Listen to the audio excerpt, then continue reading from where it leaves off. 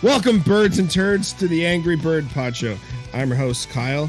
Today I'm here with Matt, and we're going to have a good time discussing birds, turds, and various other things. So, how's it going, Matt? How was your week so far? It's good. We're getting hammered with snow right now. So I'm inside, warm in my basement. I think I got that snow this morning, and then it moved your way after, because I woke up and I couldn't see the park on the other side of the street from my house. That's how it's been all day, just like a band of snow squalls. It's there's probably 2 feet out there, just over 2 feet. So yeah, maybe I'm not going to work in the morning. We'll see. Oh, that'd be excellent for you. I don't anyway, but that'd be wonderful for you. Right.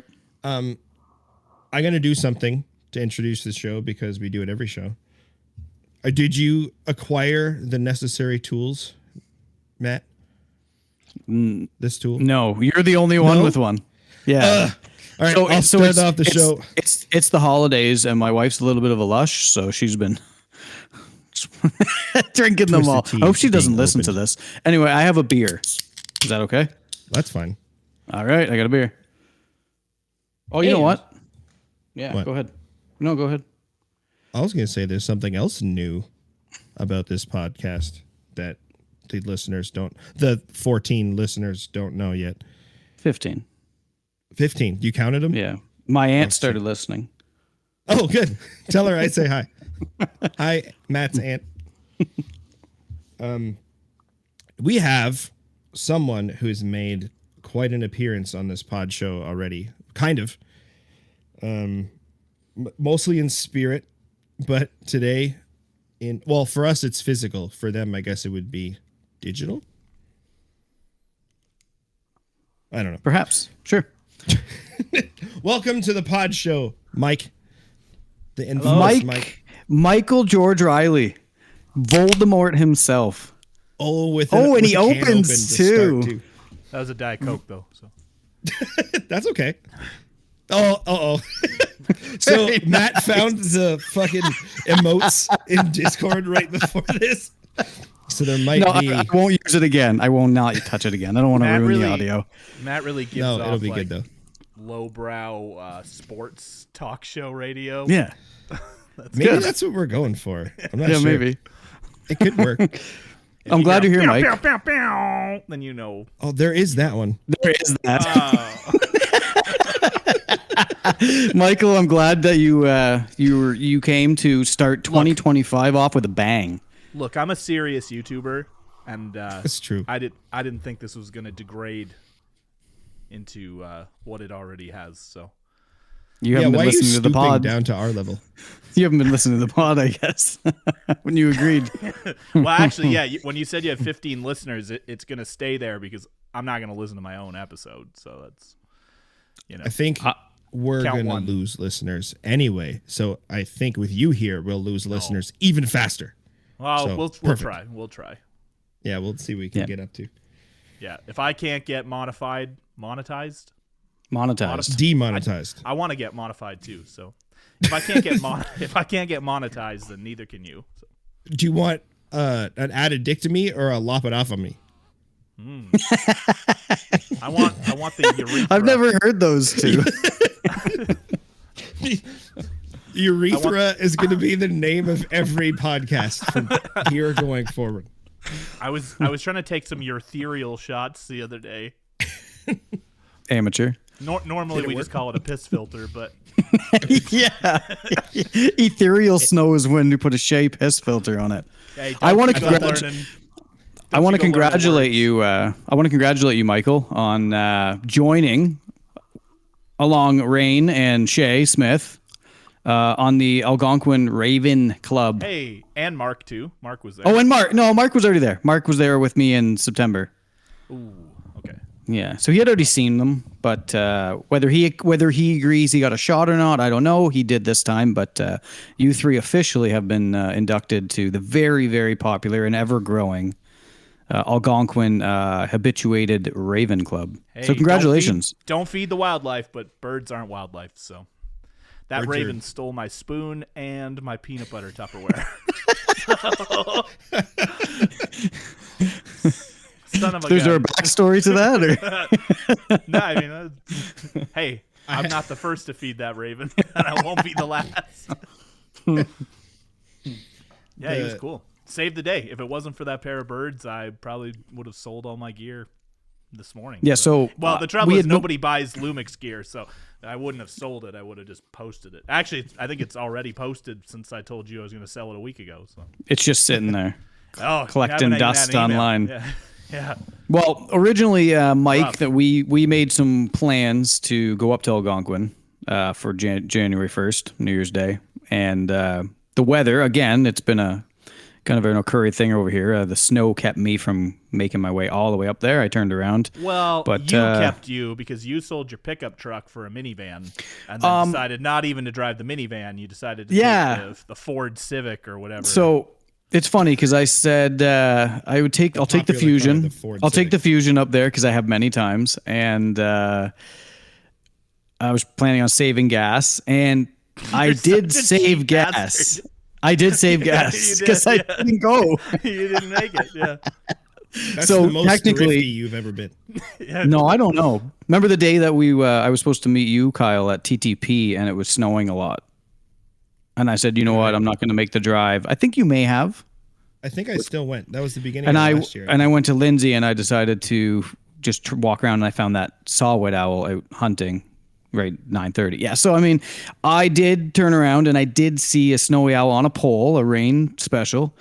The first snowy's the sweetest baby. Right. Anyway, yeah. So I did see a snowy. Demonetized. We don't make any money anyway. I'm not sure I saw much less than you guys, but I didn't see much more.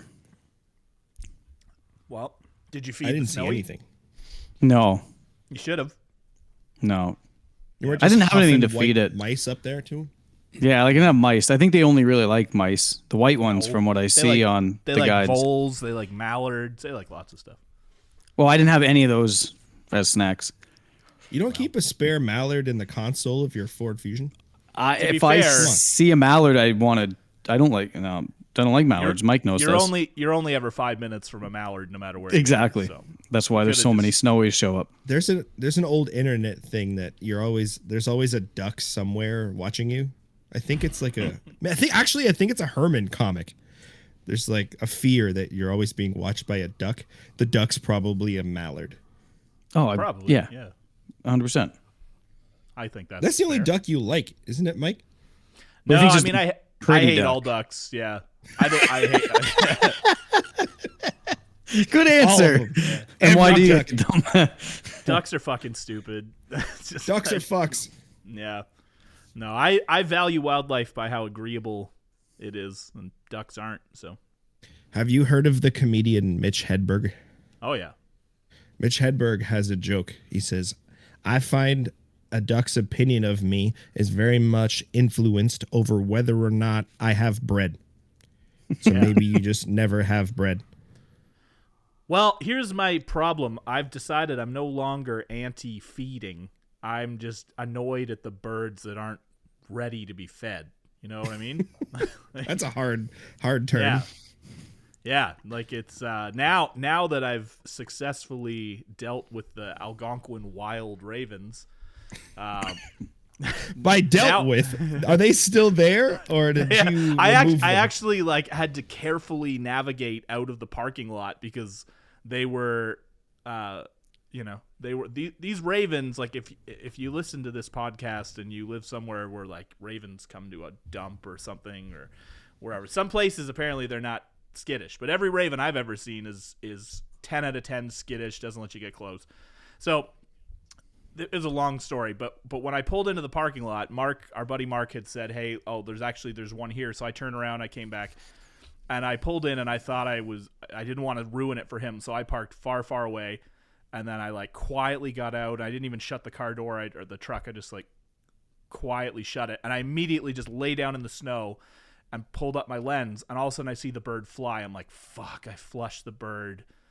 And then it flew straight at me and landed 3 feet in front of my camera, and I was like, "Oh, okay. This isn't that bird." I'm like, "Okay, we're gonna get along." So yeah. And then his girlfriend showed up, and the raven, not Mark. Got to be specific. Yeah. Raven's Yeah. girlfriend, the Raven. Yeah, and one of them was a little more skittish, and then the other one was like, I thought Matt was fucking with me when he said like they'll come peck your boots, but all of a sudden I felt like a thud on, and I'm handicapped, so like my boots are like big, heavy thing. You don't feel much through my shoes, but I felt this like thud, thud, thud, and then I like Jurassic Park yelled up to Mark. I'm like, "What's that?" And he's like, "Oh, dude, it's pecking you," and he's not even trying to be quiet. Like, and then all of a sudden he's like, "Man, it's gonna go for your leg." And I thought he was screwing around, but it was like, it was tired of the bird seed. So, Were you like laying down or something at this point? yeah, I was. Yeah. Prone, Okay. like, Okay. yeah. Okay. Yeah, Like, couldn't you just nothing look like- down to see the raven pegging your feet? But prone makes sense. No, He's well, I'm fat, really too, tall. so, yeah. Yeah, it was snowing a bit. There was a bit of low fog. I couldn't tell. Yeah. Mike's like 84 feet tall. I wish. He'd be wouldn't getting need as much heat. eye level warbler shots. Yeah. Oh shit, that'd be Yeah. super. In Ontario, We anyway. need to befriend some giraffes. Kareem's in here. Go. You need to go to Quebec to get the fucking You sound like my big fat Greek wedding. I was listening. Do you guys know Stavros Halkias? No. Yeah. He's a comedian. I was listening to him on the way home, so maybe that's why I got that Greek vibe. But you My were trying to do apologies. French. Yeah, my apologies to anybody I offended and anybody I'm going to offend I moving think forward. all of them. I Yeah, think that was it's all of everyone. them. But you know what? I think it's allowed if you include everyone. Yeah. Or if you hate Don't everyone exclude equally, anyone. it's fine. Yeah. All right. So, how do you feel, Mike, about now that you've I don't usually. you've seen and experienced the Algonquin Ravens? How strongly do you feel about people that make posts about them on how this wild encounter? Oh, you're a loser. Yeah. They're not. I mean, look. That felt like, hey, here's a layup. I mean, look. You Mike, pin catch. dropped me.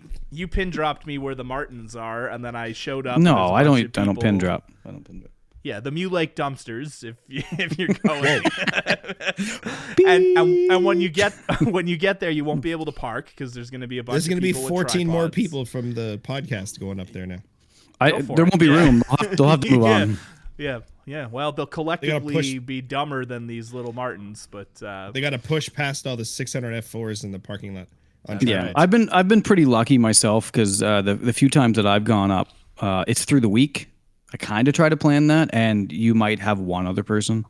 is that because you're too cheap to pay for weekend camping fees? It's the same price. Oh, Or wow, I would. okay. Yeah, day use is a day use. Wow. Okay. But you're on to me. You're on to me. Yeah. No, that's good. That's yeah, no, I mean it's just I mean I think it's funny. It's funny now seeing I didn't believe I knew these Ravens were pretty chill, but like I didn't really get it until like chill to me is like, oh, they won't immediately fly away. I didn't anticipate, no, they will fly at you, land on your truck, try to undo your shoes. And I'm like, okay. They were trying to these, tie like, your shoelaces together. Yeah. Yeah.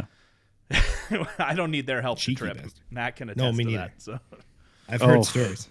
yeah. The no, it old was good. case of the soggies at 9. Yes. Yeah. Literally. No, actually, but it was honestly, it was great. It's funny, like I used to really shit on and I'll still shit on people like passing these birds off as this like wild encounter. It's literally not. You drive and if they're in the parking lot, you pull over and they'll come sit on your arm. Like, but it was cool. I mean, I think ravens are cool. I think they're smart. They are, I really, yeah. I don't really care that these smart birds come to the parking lot and. Like, not only I gave the bird some bird seed, but then this mom and her husband showed up in a pickup truck and they like had their kid and had to change their baby. And then all of a sudden I hear one of them say, hey, do we have any of those made good granola bars? And The Raven said that? he could have. So the husband gets out and he just starts feeding this thing snacks that his kids are like donating. Yeah. The So thing I about think- I ravens think are like, that's the thing. There's going to be like some wildlife photographers who hear this and they're just like, I can't believe he fed those birds bird seed. And I'm like, bitch, come on. You know that you pulled into the same parking lot and photographed these birds that are only that comfortable with you because everyone else feeds them. So yeah. like anybody who wants to judge me, you better delete those photos off your hard drive because we're the same. But my photos are better, so yikes. Ooh, hot take. We'll see. They Well, might mine be. are better. They might be. I haven't seen them. I've only seen one. But I got lucky because a snowplow pulled in and was just taking his lunch break. So I was like, what if I lined up the bird with the snowplow and then got like cool bokeh? And then I thought, why would I wait for the bird to stand where I want when I can just go put a pile of seed where I want him to stand? And it actually didn't work. It took like half an hour because he saw the seed. He's like, I don't want that seed. I've already eaten half your seed. He's like, I want your boots. So like I put the seed and then my lens can't focus closer than 10 feet. So I put out some sunflower seeds and then I went and laid back in the snow and all of a sudden he just flies and lands over beside me and starts pecking my boots again.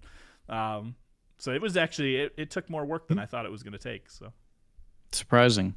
So this sounds like a chaotic situation. Like there's you and Mark and then a family shows up and then a snowplow shows up and these birds don't care at all. Well, I mean, it's a huge parking lot, so the snowplow is 100 yards away. Oh, okay. All right. And for the most part, it was just Mark and I. And I mean,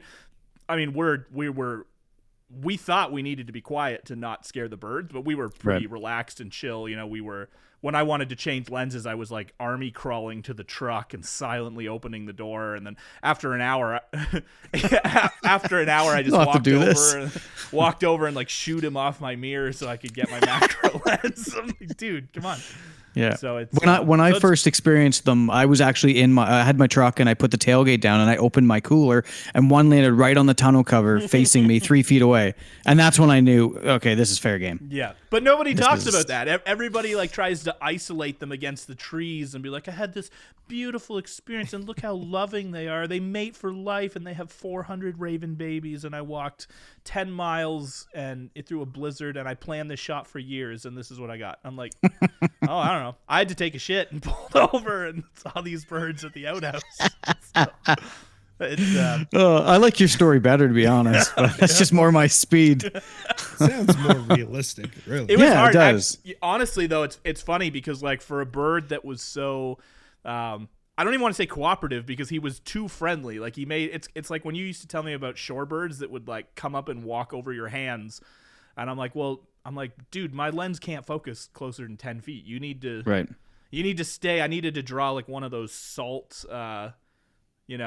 circles to keep out demons or something. Like right. Just so they stay out of your minimum focus distance that's what range. I needed. Yeah. But so it was challenging, but my camera, this thing was a potato. Like it was just not Nikon? You would think it would. I think I was. Yeah. When did you start shooting Nikon? Hey, Mark had the Nikon, so no, I've got. He got nice shots, actually. Yeah. I mean, I'm lucky I got some stuff, but it was tough. I think maybe it was so close that like the camera didn't know. It's like, why are you pointing at this big black dot asking me to find a black eye on a black dot 5 feet away? Like, and it was overcast and like snowy, so it's not like you had the sun and the catch light really to I think if I like on the shots where I was 30 feet away, I don't think it really struggled to focus. Right. But still, it got me mad enough to get on Marketplace when I got home. So we'll see. That's just bonkers to me that one would go on a trip and then just decide based on how it goes that everything goes on Marketplace. That's wild. Well, I mean, it was already on Marketplace I know. before I left. I just decided not to take it off. Why? You're a wild man, Michael. Yeah, I'm manic. Yeah, I'm crazy. I also have 3 things on Marketplace right now, so I'm not much better. My guy. Are they cameras? Oh, you two. R7, the 800, and a knife. What a plug. Are you shameless? Yeah, shameless plug to buy his stuff. Is it shameless if we made a podcast and I say I have shit for sale? Kyle's I don't know. Kyle's planning on robbing the guy who shows up to buy his camera. Oh no!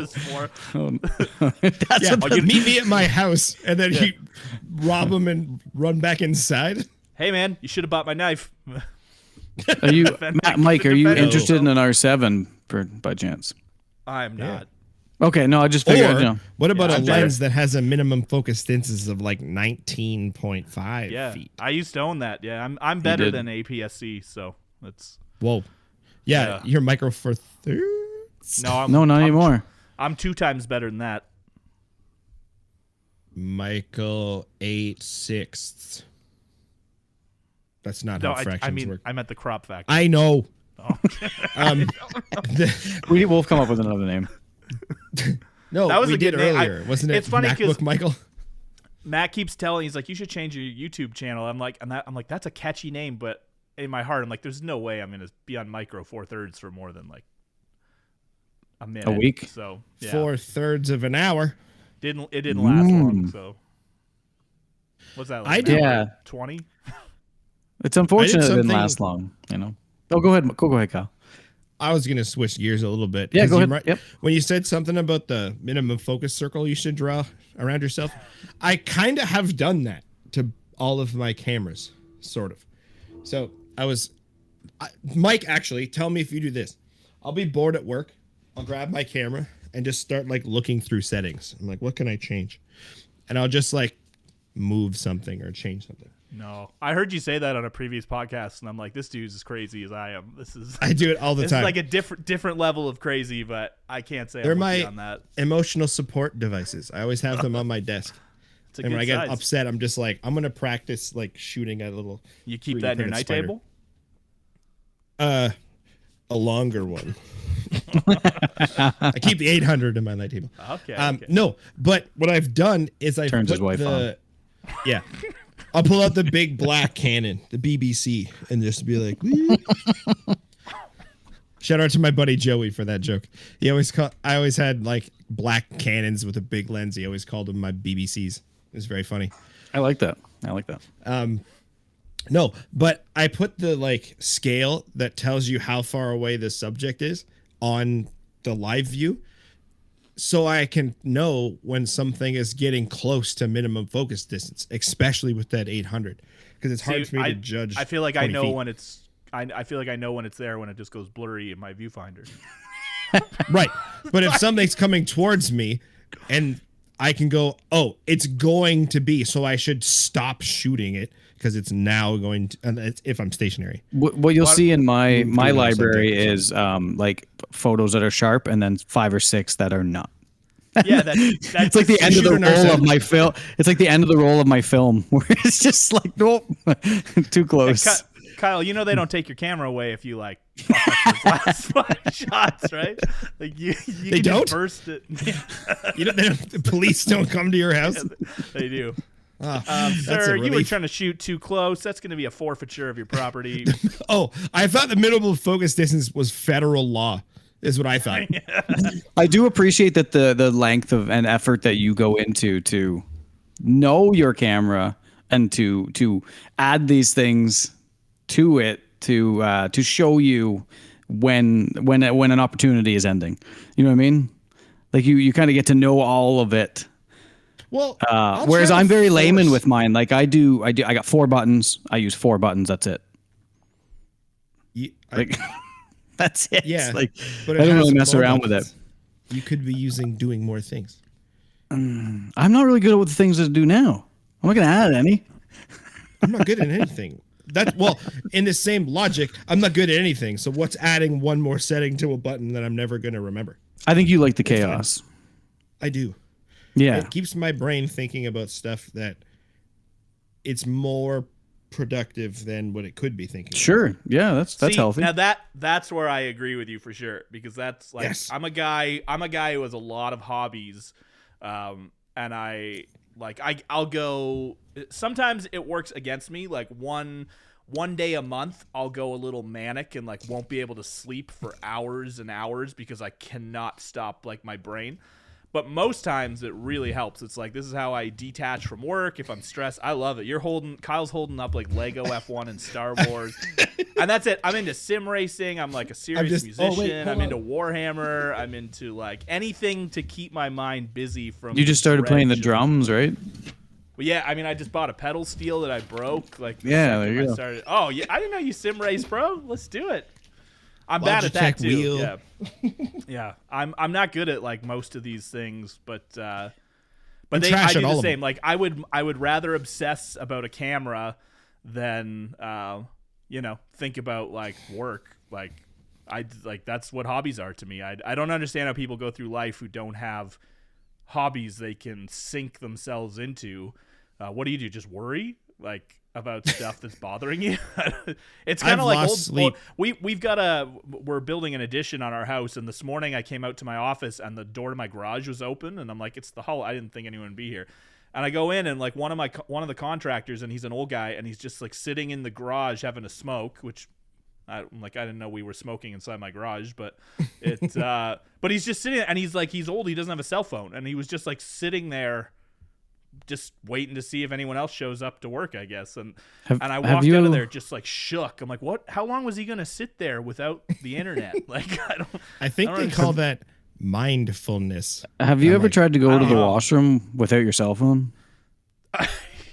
It's weird. This guy's sitting in a fucking garage having a cigarette. I can't even go to the washroom and take a piss without my cell phone. Yeah. You try to like squint at the shampoo bottles across the room. You're like, I used to know every ingredient in those. And here's the thing, because when I joked about washroom privileges at the parking lot, the last time I was in that Algonquin parking lot was on a trip with Matt, where my tummy was not feeling well. And I think we stopped at every outhouse in the park, but we stopped at the art gallery like 4 times because it's got a nice washroom. So. That's a nice one.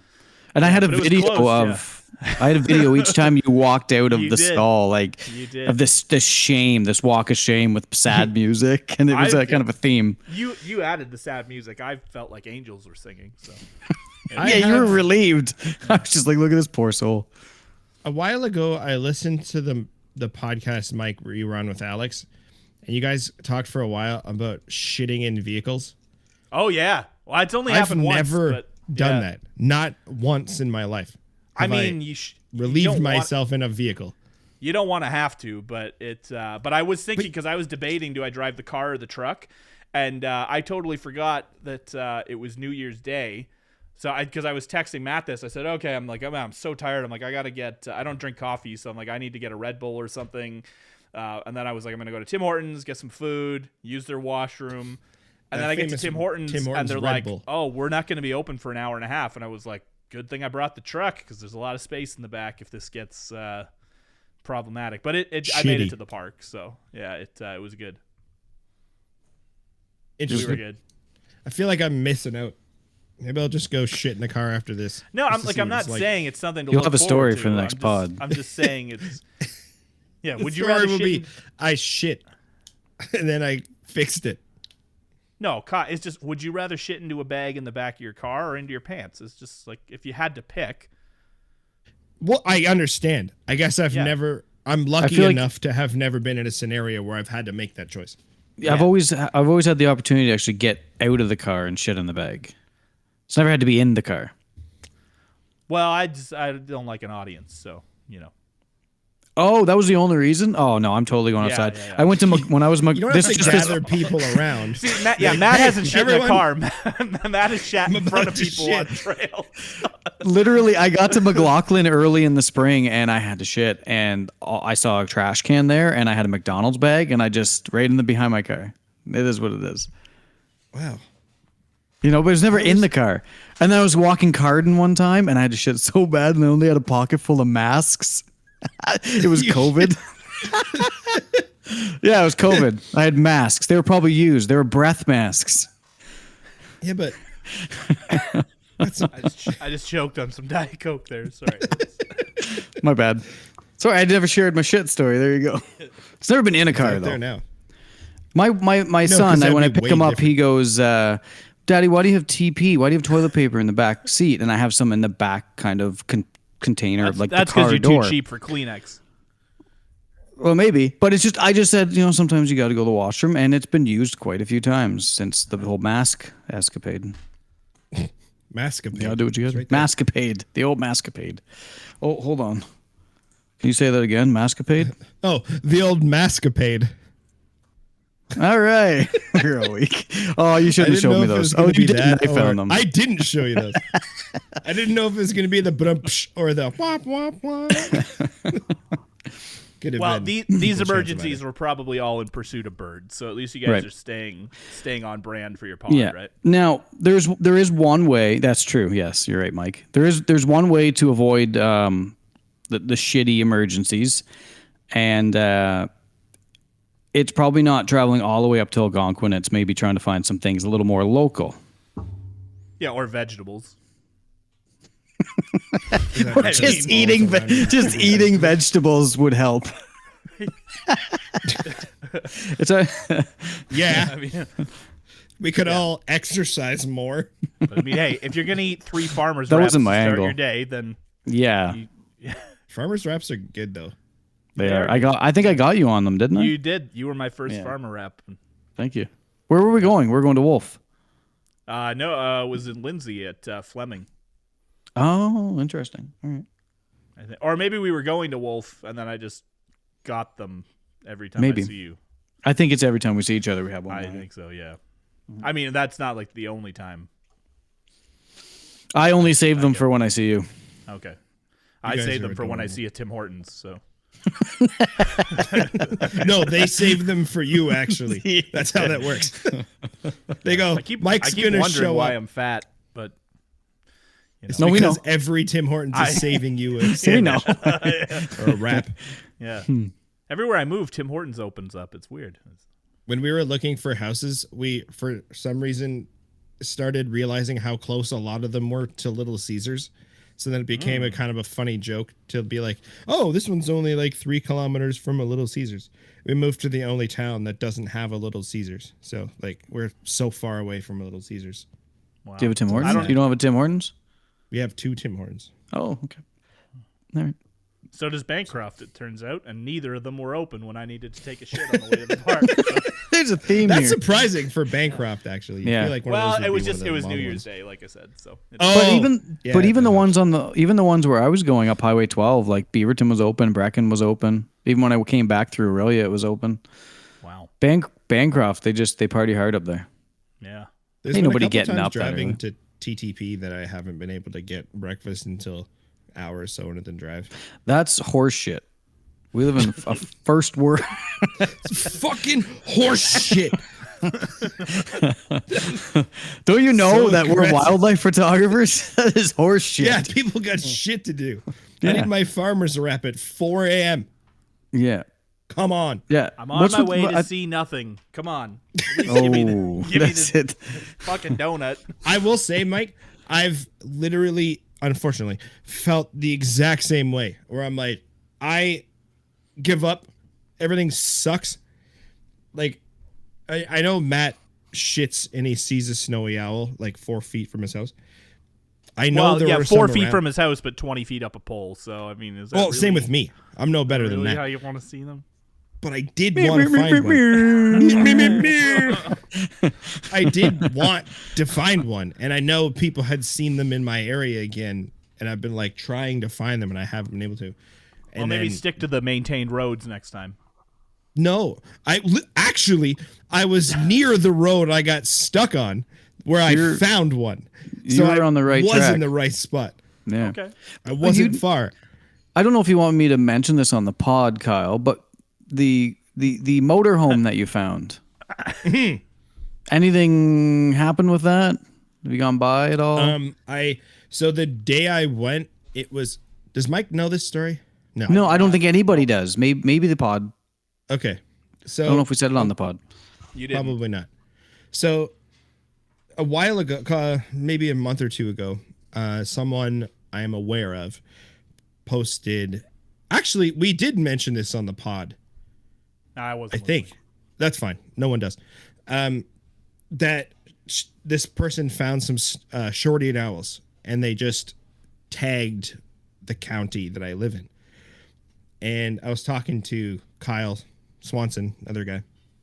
Well, actually, you know him.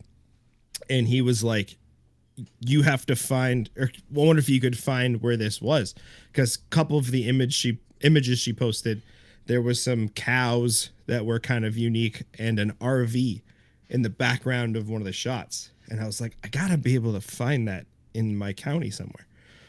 And actually, there was a snowy owl posted nearby, and I was like, I'm gonna go that direction and drive down that road, see if I can find it.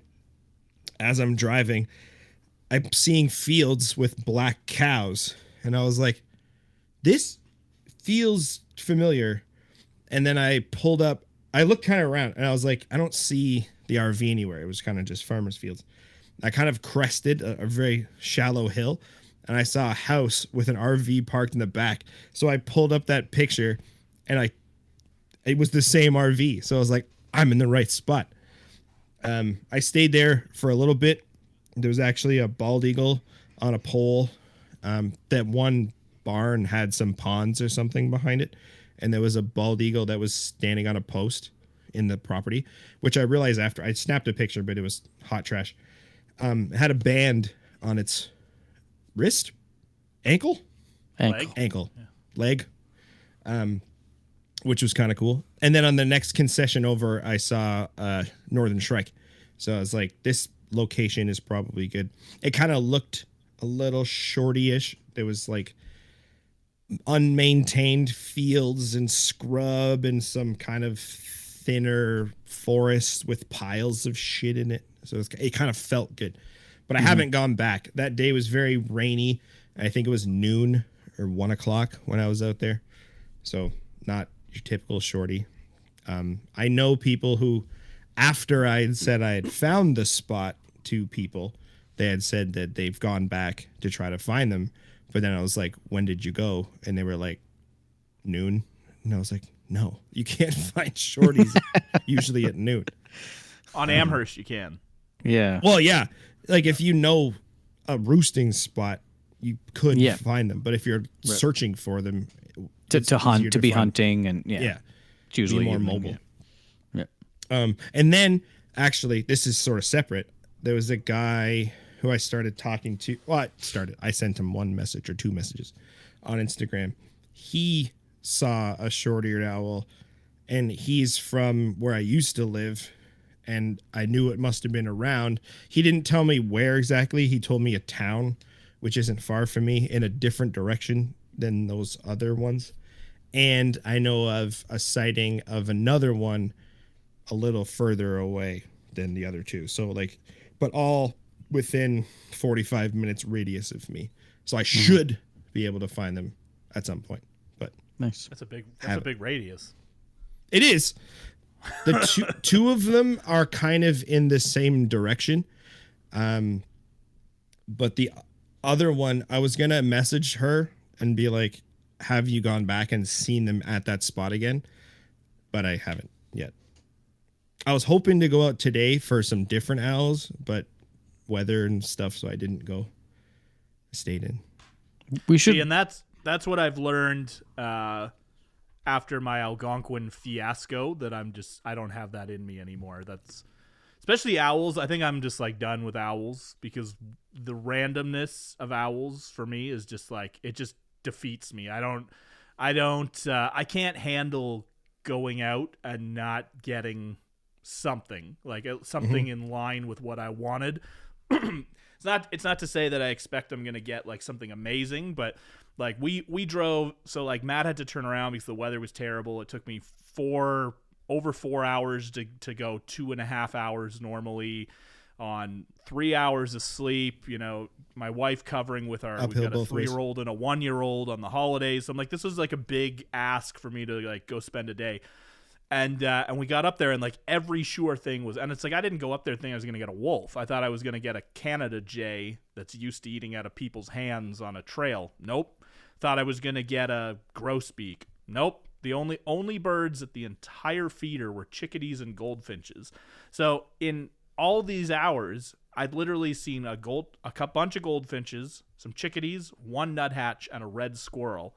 And I'm like, I'm 7 to 8 hours of round trip driving here. I'm like, this is, and to my credit, normally I'd go a little like crazy and just be like raging about how I hate this so much. And this time I was just like, nope, you're going to stay calm, but you're not doing this again. This is over. Like, so when I see, like, when Matt's like, oh yeah, I went to this forest and I walked 10 kilometers and didn't see anything, I'm like, oh, I would quit. I'd throw my camera out the window on the drive. I was just like, I'd be like, I mean, and I've done it. I quit wildlife photography a few years ago after like, a month of like going out on drives and wasting half a tank of gas and seeing nothing.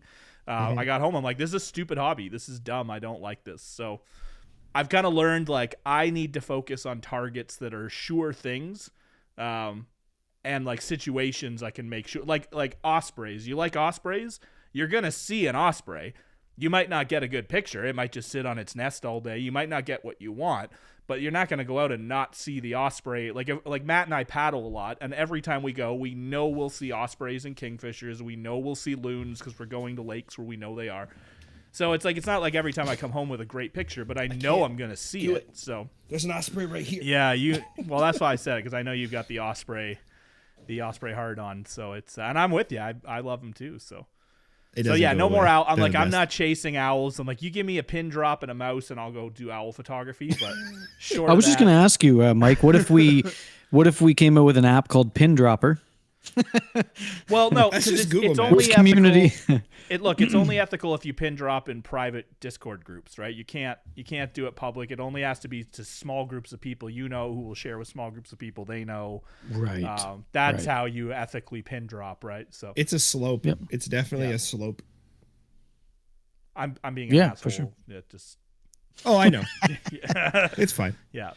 Yeah, I mean, if Matt texts me and he's like, "Hey, man, like, there's an owl net." Like this happened a couple years ago. Actually, the town Matt lives, my dad lives in the same town where Matt lives. It's an hour and a half from me, but Matt's like, "Hey, there's an owl nest like just outside of town, and so next time you come see your dad, like, here it is." So I'm like, okay, well, if I know they're there, then like that's cool. Now, I mean, again, it was way off in a field. It's not like, but that was the first. I think that was the first great horned owl I'd seen. So I was just stoked to like put on my binoculars and be like, oh shit, yeah, there's actually an owl in that tree across the field. That's pretty neat. So that's cool. But yeah, I just want to limit disappointment. I don't want to be. This is a hobby. I'm not trying to make this a job. I'm not trying to raise follower counts and all the bullshit that like this community devolves. How dare you? Like, that's exactly what we're trying to do right now. It is easy you to get caught in that. You shouldn't have had me on then, buddy.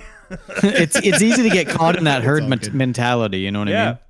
You don't have to win contests, and like you probably won't, and like you're not going to quit your job and sell prints, and like no one wants your calendars, and like, I mean, just wow, just hitting all of them. Sick. I actually like for something that most of us started because we were like stoked on birds and thought it was fun. So many people try to turn this into, and myself included. I started some bullshit YouTube channel. So many people, fucking idiots. I mean, you guys aren't trying to get famous off your pod. No. Opposite. You're doing it the wrong way. No, this was honestly, this is just one of those things that just kind of naturally grew. Just like, let's just have some conversations and record them. That was the main thing. That's what we're doing. And honestly, I tip my hat because that's why I'm bummed on YouTube, because like if I make a YouTube video with a hot take, rage click gear review, that gets traction. But if I make a YouTube video about something I care about or put some work into something, documenting something, I bought like a parabolic mic a year or two ago and got into like recording birdsong and filming, little 4K reels with like properly recorded audio. And it's like you'd get 30 views on the reel, and then you'd get 10,000 views on some gear review. I'm like, well, yeah, but here's the issue, Mike. You already have the followers that are interested in those hot take gear review videos, and there's a bunch of people out there that love Morton Hilmer, and he's doing that shit that you just talked about. You just don't have those people. You don't have this sweet like Nordic accent though, or whatever. Well, that you don't have that either. But he's got. Is he Dutch? He's coming for you now. Right.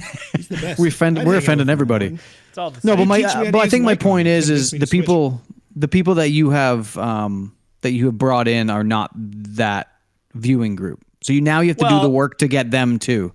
I mean, and I was smart to start a channel doing Fuji coverage for wildlife when that camera came out, because I was the only person on the internet doing it, and then I sold it, and that wasn't great for my followers. And turns out, it is what it is. But I guess the point I'm making is like, I don't need a successful YouTube channel. That's not why I bought a camera. I bought a camera to like document stuff I want to see and take. So do you think that you would have been still happy with the Fuji camera and getting those views and that channel moving and doing stuff? Would you be happy with that, like getting those followers, or you think you still would have No. moved on anyway?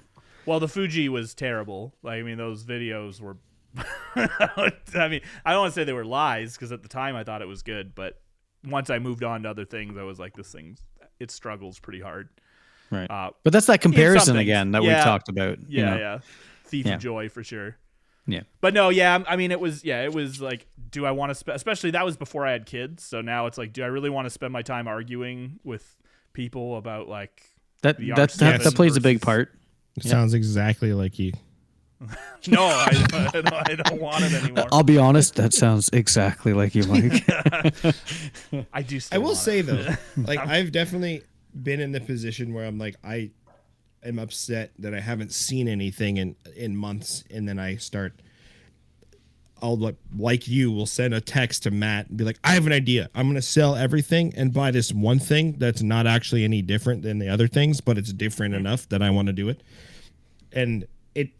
But usually what happens is either I do the thing, the switch that I was talking about, or I go out again, and if I do find something, it like rekindles everything. I'm like, okay, this is why I do it. And then that keeps me motivated for all of the weeks I have of seeing nothing. When I see one thing again, and it like boosts me. So that's kind of my cycle where I like get into those. And I agree. And then I get something. I think I feel the same. Like, I think I feel exactly the same. I think what's changed for me is I've just changed what gets me stoked. Like, because when I first got into it, I was like all Raptors all the time. That's all I wanted. And I still like I'll still say red-tailed hawks are probably my favorite bird, but I've just completely given up trying to take pictures of them. Like you know, once a year when maybe something presents itself, like, and you can make good of it, great. But I used to drive around, I'd see one, I'd pull the truck over and jump out and like you know try, and then it wouldn't happen, and then you're like, what the fuck am I wasting my time on this for? Then it would shit and fly away. Yeah. Every time. Shit before I even pulled over. It was just like, I'm onto you, buddy. But so now I'm like now I try to recognize, like, I live like I've got nesting bobolinks and meadowlarks across the street from my house, and I've got like, you know, 6 or 7 sparrow species that come through my property. And so now, like, I think when I used to get mad, I didn't care about songbirds, and now I'm like really songbird focused. I think I like them. They don't generally get scared of people. You can play back them like really effectively, just Bluetooth all day, and they'll just, no. You're the world's biggest song sparrow fan, aren't you? I like song sparrows. Yeah, no, I do. You would. And I played back. I don't generally play back a lot because I don't like when a bird starts acting weird. And I thought I saw a bobolink 2 summers ago on my road, and I wasn't sure, so I played a call to see what would happen, and all of a sudden this thing flies right at me, lands on a post right beside me, and just goes nuts. And I was like, okay. Probably, I'm like, on the plus side, I was right, and I definitely took his picture, but I was like, I probably don't want to be Bluetoothing this guy. I don't think this was a good win. So you're a bobolink person. I love bobolink.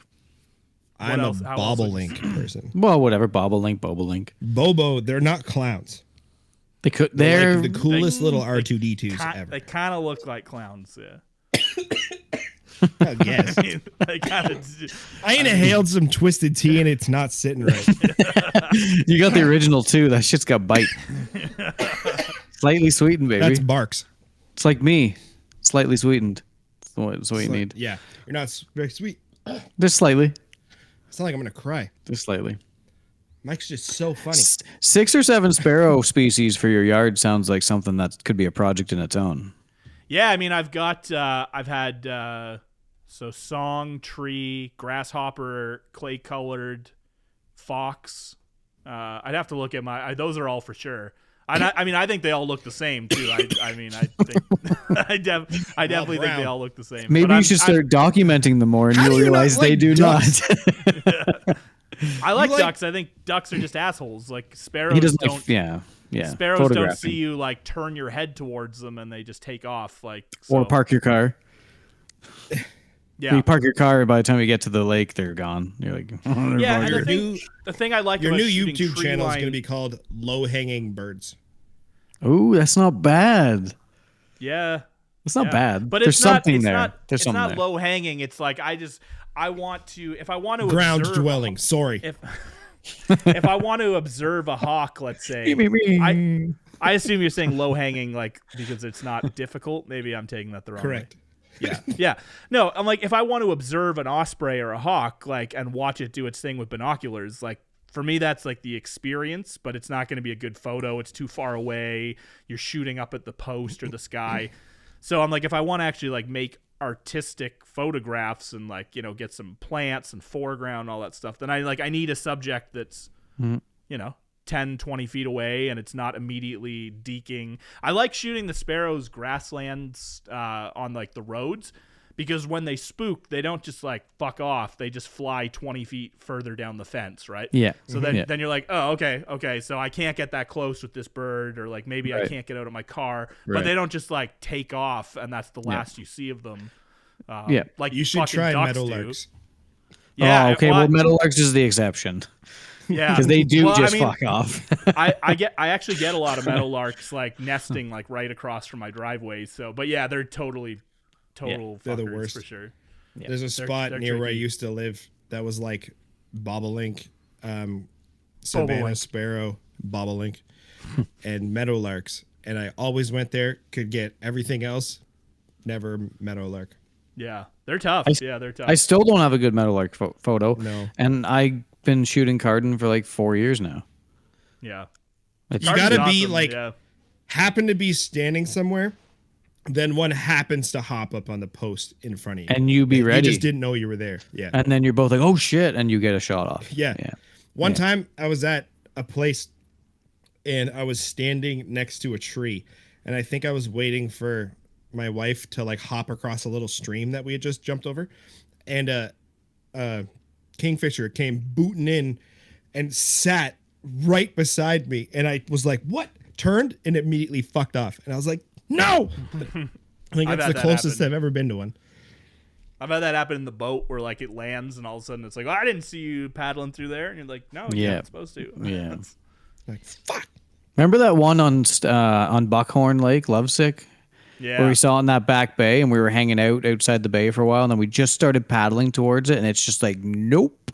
And it was like 700 meters away. Yeah. It like looked at us, was like, nope. Same with bald eagles. It's funny because I remember the first time I saw a bald eagle with a camera. I was with Matt, and we'd actually, I think it was actually the diarrhea trip to. It was. Yeah. We went there in the evening. Diarrhea Yeah. trip. Yeah, and after like a day of just outhouse disasters, my body was like, there's just nothing left. So we were like, okay, we got pretty skunked that day, if I remember, and we decided close to home, we're like, whatever, let's throw the kayak in the lake. And we paddled up, and there was a bald eagle nest. And I remember you were like, oh, when the chick starts screaming. And by this point, the chick was like full size, basically. Pretty well, yeah. But you're like, when the chick starts screaming, that means the parents are probably coming in to feed it. And those are still, it's funny, those are still like some of my favorite pictures I have. There's too many sticks, but the interaction of like the parent coming in and just like screaming back and forth, that was really cool. But that was the only time I've ever been close to bald eagles. Like, every other time I see one, it's like a mile away, and as soon as I even look at it, it just flies away. Like, they're bigger babies than red tails. So I want to They punch can one be, in the face. oh yeah, I hate them. I would punch a bald eagle for sure. because they bully osprey. Yeah, fuck them. The crazy thing, I think I told you And they guys, but stole the red-tailed hawk's voice. they did. I think I told you guys, but like 2 weeks ago, I guess a deer died and froze into the ice on like the lake I live across from. And I didn't know, I saw this on Facebook like 2 days later, but this like old lady from her cottage had pictures with like 10, I think she counted 12 bald eagles like feasting on the carcass. So it's funny because like they're clearly around and they're clearly nesting like within a couple kilometers of my house, but the rare times I see one, it's like, it's not it's binoculars to try to identify from across the lake. So there are known like active nests going on the north shores of Rice Lake for sure. yeah. For sure. I think there's like, I could drive to 5 or 6 nests in like 10 minutes. Yeah, your Why don't area you? has quite a few.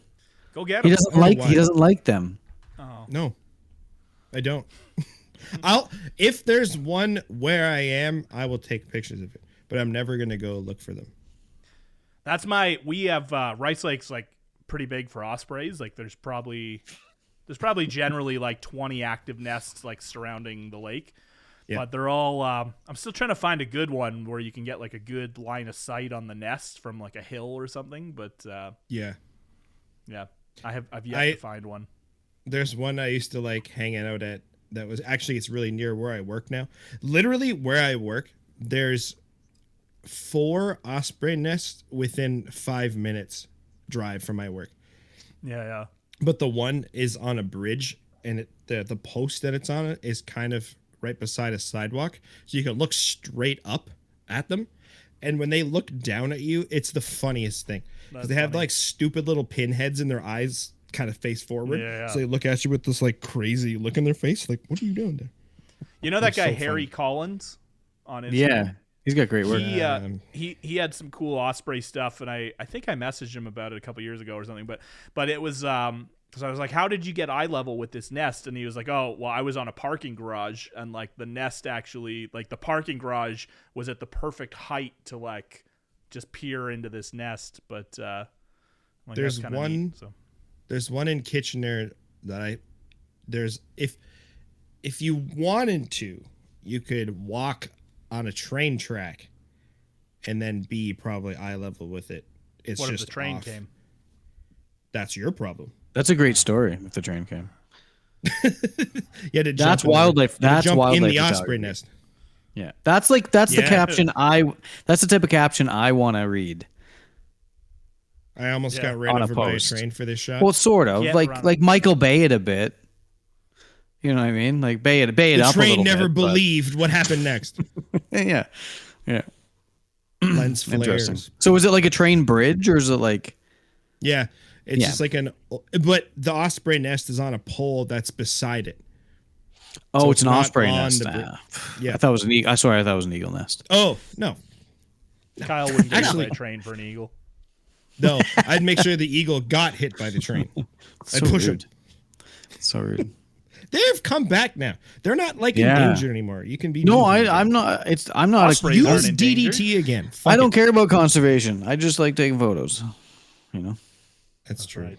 Yeah, why does every wildlife photographer have to be a conservationist too? Like, Because it's something that you can attach yourself to that like yeah, it gets you the likes, right? I don't know if it's just the likes, No, but like, you can also get in with I like think- organizations. Maybe some people do actually care. I don't know. I just enjoy I think it just what I goes hand in see. hand.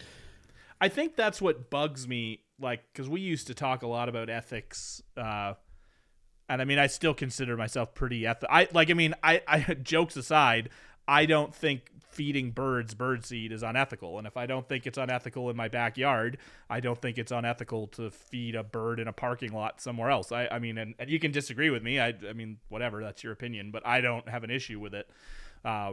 So I'm like, I think like there's so much virtue signaling sometimes that it just like it can really, I feel like it leaves such a bad taste for people that are assigning things that aren't actually bad. And I'm sure, someone out there would give me a laundry list of reasons of why it is. But, when Algonquin Park themselves are going to put out bird feeders to feed seed to the same birds, then why can't I give them some seed in a parking lot? I don't see the problem with that. So It is weird when you start doing the math because you're like, yeah, because the line from bird feeder to like baiting owls, you can see how it would get blurred.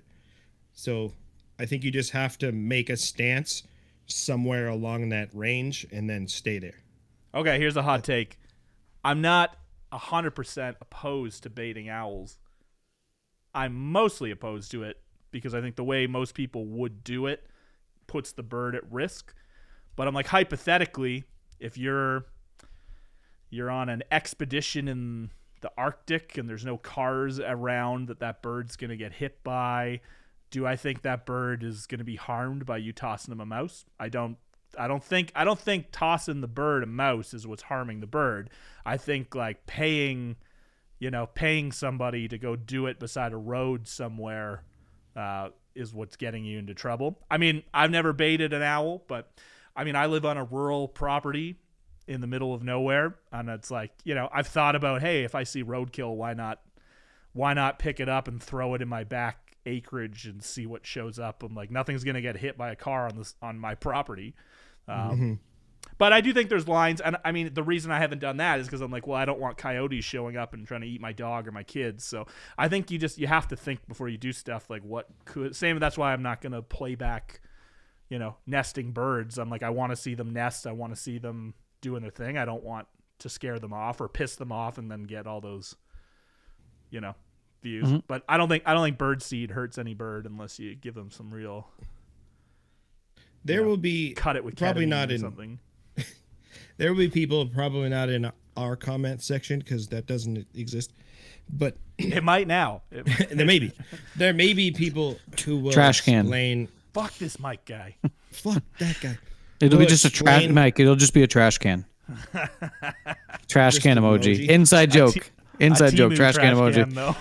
Is that the infamous hummingbird picture? Is that no. Just more recently, Michael got a few trash cans in the comments by oh, that's okay. A small band of brothers. That was the inside joke. Oh, but go on. Well, I was gonna don't start on my hummingbird, Kyle. There's been like four times where I've wanted to bring it up. I'm like, no, wait, don't do it. That's a great photo. I don't care. That's your opinion. I was 4 years ahead of everybody some else. People who will post the blurry wedding photos. You were like, blurry hummingbird photos were first. That's right. My only regret, and I told Alex this on his podcast, my only regret on that picture is it was an accident. I said I wish that it occurred to me that that would be cool, and if I'd done it on purpose. But it was a total. That's the only hang up I have. That's the only hang up I have is that it was a fluke, and you were calling, and you're like, I like this, and I'm like, that's ridiculous. No, that's my. I know, but that's my. I get that, but that's my only hang up. That's all. That's all. Well, now I'll just shoot more intentionally blurry stuff. That's what I want.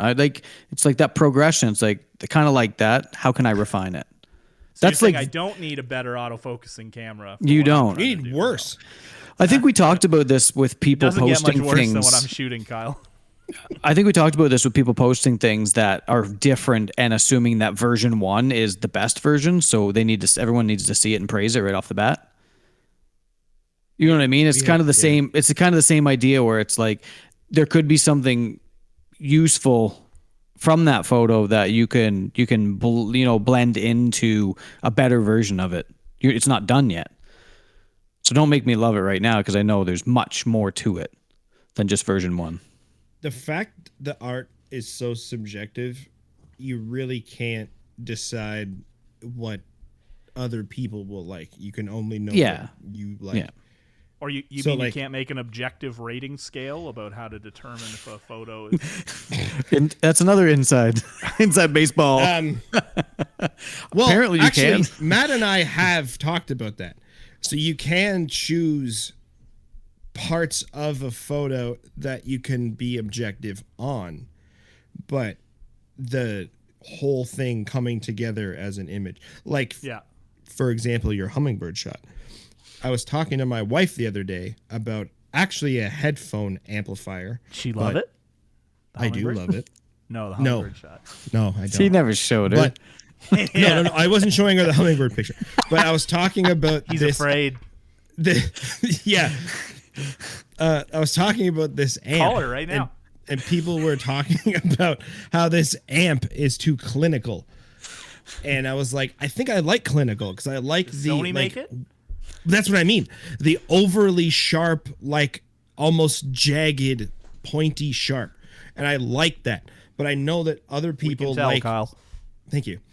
I know that people like character and like other lenses that have like chromatic aberration and like maybe the corners aren't so sharp, but it gives the lens something like a look. I don't like that. I want what I want to be sharp. I think that's total. Same as color science. Like, I don't. Oh, they're believe both that. myths. I think they're total fucking myths. I don't. Especially like if you know what? Sure, if you're gonna shoot something and deliver it off your memory card, but the second you bring it into Lightroom and like things are getting processed and having corrections applied and like when people, I like these colors. I'm like, I like sliders. I mean, it's the same thing. It's like why one of the things I used to turn on Fuji and people are like, I love that Fuji has film sims. I'm like, yeah, I mean, Lightroom has presets. They're literally the exact same thing. So I'm like, this is just a dumb argument. Like if you want it to look like old Kodak film, who cares where you push the button? It's the same thing. Yeah. Character lenses. But like, Get out of here. But like, that's not the character that some people are looking for. Also, I will say, I do like out of a camera, Canon and Nikon over Sony. And I think that's one of the reasons I moved from Sony, because I felt like I had to put more effort into the picture to make it what I wanted the picture to be. But Canon, the starting point is closer. So there's less sliders I have to move.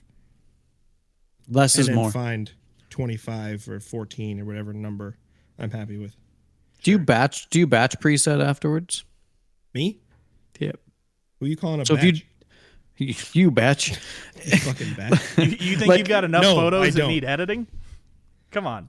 I usually like batch preset like a whole setting of them that I've imported, and then I select the ones from there. But I still put the preset on them or whatever settings I've added and adjusted. I import them out of camera, but the ones I've decided to add to Lightroom. And then I usually, and we've talked about this too, but maybe Mike has some thoughts, where I'll edit a picture that I think that picture deserves, or to my opinion, looks like it should be like this. So if it looks like it's like a darker picture, or if it's brighter, I'll brighten it up or stuff like that. I won't have the same look or the same. Oh, right. Okay. So you wouldn't be doing what I was doing, right? No. That makes I'll be sense. like, this picture looks like it would look good dark. I or agree with light Kyle. or whatever. Now, wow. Would you, Mike? Me and Would you are also? agreeing. Weird. Kyle, dude. Kyle, we're the Yeah, same I'm not person. surprised. I know, and I'm trying to avoid it. And who's been trying not telling to admit both of you this the whole time? Matt's going, you guys need to talk, and I'm like, Yeah. no. Yeah. Well, we probably chamber shouldn't of talk. bad. Yeah. Yeah, but you guys probably you guys have me in the middle, kind of like it shows on my screen. But if you just skip me, you guys can be your own yes men. Kyle, can So I buy what this? Yes. I was, yeah, go for it, dude. Kyle, you can buy whatever you want. Oh, thanks, Get it, man. baby. Yes, I'm getting. I don't even know. I was gonna try to say something, but I don't even know what I would get right now. A Flexity account. No. See, actually, that's bad because you're a financial advisor. You could be like, let's just sign up for this thing and just go into more. He debt tells for me this that all thing. the It's fun. time. You could die tomorrow, Kyle. With debt. Who cares? Debt goes away when you die. Oh, sick. Yeah. How can I? Can you help me fake my own death? Because I don't want to no. die. Yeah. He's not a professional in that sense. Okay, Matt. I can teach you how to eat like you're dying tomorrow. Oh, trust me, I don't need help with that either. I just had like several boxes of hors d'oeuvres for dinner, so I don't need you to help me. It was Breaded? Great. Oh, Like breaded hors There was, like, d'oeuvres? little Yeah. pretzel bites. Yeah, There was yeah, little like spring rolls, little jalapeno nice. poppers, Yeah. Nice. leftovers You from should New Year's. spend that money. You're not. Don't think about shooting a prime in your 70s, man. That's I don't want to shoot a prime actually. Oh, that was like a little hit here. That was Hey. because Matt's like, when I'm 70, dude, like I'm gonna be having 600 F4s on 58. No, 58. look at Matt's beard. He's not making it till 70. Come on. I got Greg right here. Look at it go. That's not Yeah. gray.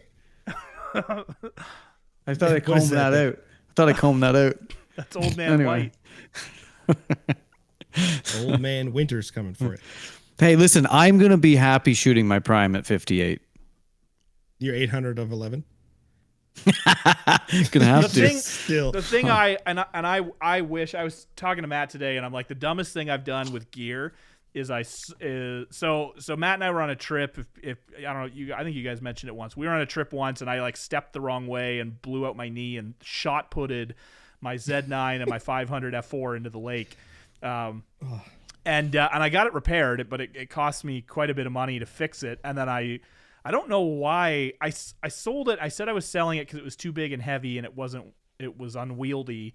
And then I was also selling it because Nikon told me, they're like, well, the camera still works today, but it had water damage, so it's going to die at some point. And that, like, they're like, it could die in a week or it could die in 10 years. But for some reason that spooked me into action, and I sold it, and I was very up. I told the guy, I'm like, this is what Nikon told me. I sold it for like a fraction of what a used one was normally selling for. And I said, if you want to assume the risk, you can have the deal of a lifetime, and hopefully you get a couple years out of it. In hindsight, I should have just fucking kept it, because the way I go through gear, like, if the camera died the next week, I could have just went and bought another camera, which I ended up doing like 5 times since then anyway. So that was a mistake, because I really, same with the 500, like I could have just bought a cheaper zoom for my day-to-day stuff and then used the 500 prime when, like, I think my issue with the 500 is I tried to use it as like for everything.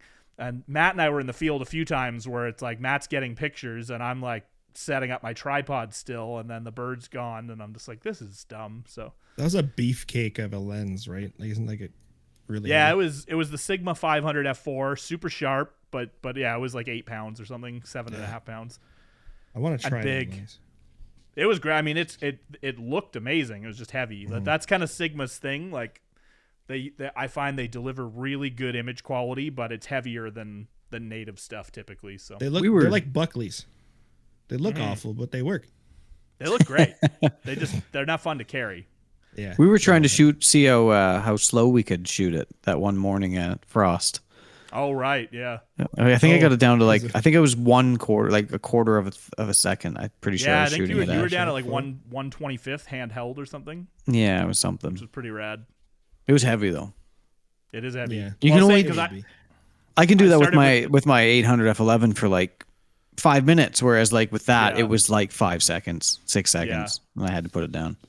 I started with the 60 to 600 when I got Nikon, and I still missed the 60 to 600. But like I was talking to you the other day, I'm just like, it's just too heavy. If it was a pound lighter, I could deal with the weight, but at the weight it is, like, I kind of look at lenses now and I put them into 2 categories. I'm like, do I need a monopod or not? And if the answer is like, yes, you will need a monopod if you go out with the lens, like for more than 10 minutes, then I'm like, okay, then this is not mobile anymore. And even though the mirrorless version's half a pound lighter, it's still like a pound heavier than it would be for me to shoot it without a monopod.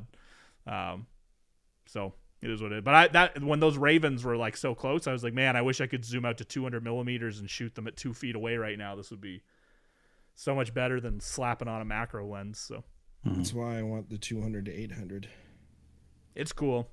Yeah, it was fun. When I had it briefly, I was like shooting chickadees in the yard a couple feet away. Like when you zoom it out, the MFD goes down a lot. It's pretty neat. Did you? But even like what we're used to. No, I bought one. Yeah. The one that Clement is selling is Mike's old one. I wasn't joking. Yeah. So like you sold it. So fuck that guy. No, he said that the message never showed up. Yeah, because his account was like, I can't input messages. Oh, so right. I remember you saying that. Message him about it. Right. That's fine. Screw him. Screw him. Did you listen to this? Sorry, man. Don't sell. I'm not sure. Don't sell the lens then. F9. Yeah, sell it to me. For future. What's wrong with F9, Mike? Yeah. F8, F9, F11. Ugh. What's wrong with that shit? Actually, I just sent Matt a freaking Canon Rumors post that they're patented like. Yeah, I sent it to Mike. Yeah, and I scoffed. I'm like, what a dumb fucking lens. And I was like, I want it. Kyle, I don't understand your obsession with 600 6.3. Like, it's the same, right? It looks the same. It's the same. I agree. It is the same. It's the same as ever. It doesn't look better. It's not going to let you shoot fast enough. No, it's the same as what? Define it. Like an 800 f9 and 6.3 at 600 are going to look the same once you like crop them and edit them. Like, yep. Who cares? That's why I think it's a dumb lens. Just So- buy the 2-8. It exists right now. You don't need to wait for a new version that's worse. I need to wait till I just have money. When Nikon made Yeah, he's that gotta wait stupid anyway. 600, what's that 600 6.3 prime they made? That's the dumbest lens anyone That is a makes. strange lens. I'll Makes say no that. sense, and it's not cheap either. It's like, why just buy the 800 with a couple $1,000s more? Okay. It's not like the 600's like, it's not a cheap lens. Like, Here's the reason that 6.3 is in my head, because it seems like f4 or 2.8, but not in 5 or 6. Just those are the like really high end. I'll never be able to have it lenses. Are the That's not f4s and the true. f2.8s? That's how I imagine them. just buy an The old one. 6.3. No. I would. Moving if on. I no. Moving on. Actually, the version 2, 5 and 600s, I've started seeing creeping down. The ones I don't want because they're really heavy. 2s seem to get a lot of good praise still. The EF version 2s of all the bigger ones seem to be getting good reviews. Or like they work really well on the mirrorless stuff still, and they get like full FPS shooting on them and stuff like that. But the 6.3s are like the mid range, and that's where I like to hang out. I like to have stuff that's in the mid range. The F8s and the F11s are the budget stuff, and just a stupid switch in my head is like, you don't want budget and plastic. You want mid that has some metal. where there's something- The Sigma that's 150 just- to 600 6.3 contemporary would like a word. Come Well, yeah. Well, Come no, on, that's- 6.3 doesn't mean mid-range. You're not wrong. You're not wrong. But the like Nikon's 6.3, Sony's 6.3, and the 2-8, I'll lump in there. They all have an amount of weather sealing. They're metal. They have better glass, and they just feel better than holding these things. You got to go to Not Nikon, that these. man. I do. I would say if you like, the cool thing about Nikon is stuff like This is the where Matt 500 regrets inventing Mike. the 500 5 points like so the modern 400 4.5 is cool but expensive, but then like you can get a I know a used guy with that. 5 It's beautiful. the 500 5.6 like the DSLR mount. The You can old get that PF. cheap. That's an awesome lens. And then actually I shot the 300 2.8 VR Mark II or whatever. I shot that, and that was cheap. Like you can get those for a couple $1,000, and they're not that heavy. Those are great lenses if you want like a prime. But it's. But then I know I you don't- said on your. You I said don't you don't want a really. prime. Yeah. But I was thinking going This is Primes how are better. crazy I've been thinking. I've been Z6 and Yeah. the old F mount 2 to 5. Yeah, I saw you say that's a bad idea. But then I could be in Nikon, try it, see what it's all about. No. Yeah, but Yeah, not but with you're that not dumb really lens. seeing. You're not really seeing what it's about. With So then the worst other lens side- ever. You're taking a Is shit in a pie Z650. shell and going, "Here's some pie." The Z652 with the 180 to 6. But then I'm That's still better. shooting APS-C, which I don't want to do really. And JPEG. Only if I want to shoot over 12 frames per second. or 11 And or silent. Or silent. Silent doesn't bug me as much. Or slow shutters. Come on, you're limiting yourself. I don't think I never I've shoot started fast to rally. anyway. It's crop, dude. I've started to rally against FPS. Like I feel like I don't value. The other day I was doing a 'Cause you don't have test, it. and I'm like, how slow? Yeah, my camera shoots 30 FPS, Plap, plap. Oh, And I that's was good. like- That's good. and I almost Don't you always have shoot an it. R5? No, you have a Lumix. I've had an R5 twice, yeah, but I don't currently. So I You've should have had just two kept. R5s, not an Yeah. R5 2. Yeah, yeah. It's I usually shoot it at 15, and the other day I was looking at some cameras that were, I think, down at 6 was the maximum, and I actually You're put looking at my Sony's. some Sony's and then a 8. Lumix as well, and then I put mine down to 6 or 7, and I was like, yeah, I could live with this. This is fine. Like The I don't really reason care. I want more is I think I've said this too, but I shot Merganser once and I was panning with it, and every shot its wings were up, and I was like, that's why you need more FPS, because then you'll That get one different time. wing positions. No, it's not one not time. the one time that showed me why I need more FPS. It's not the one time. Every time I'm shooting shorebirds and they're walking down and they're doing their thing, there's a lot more poses. You can sometimes get the right head. I can't. I'm shit. But the opportunity is there.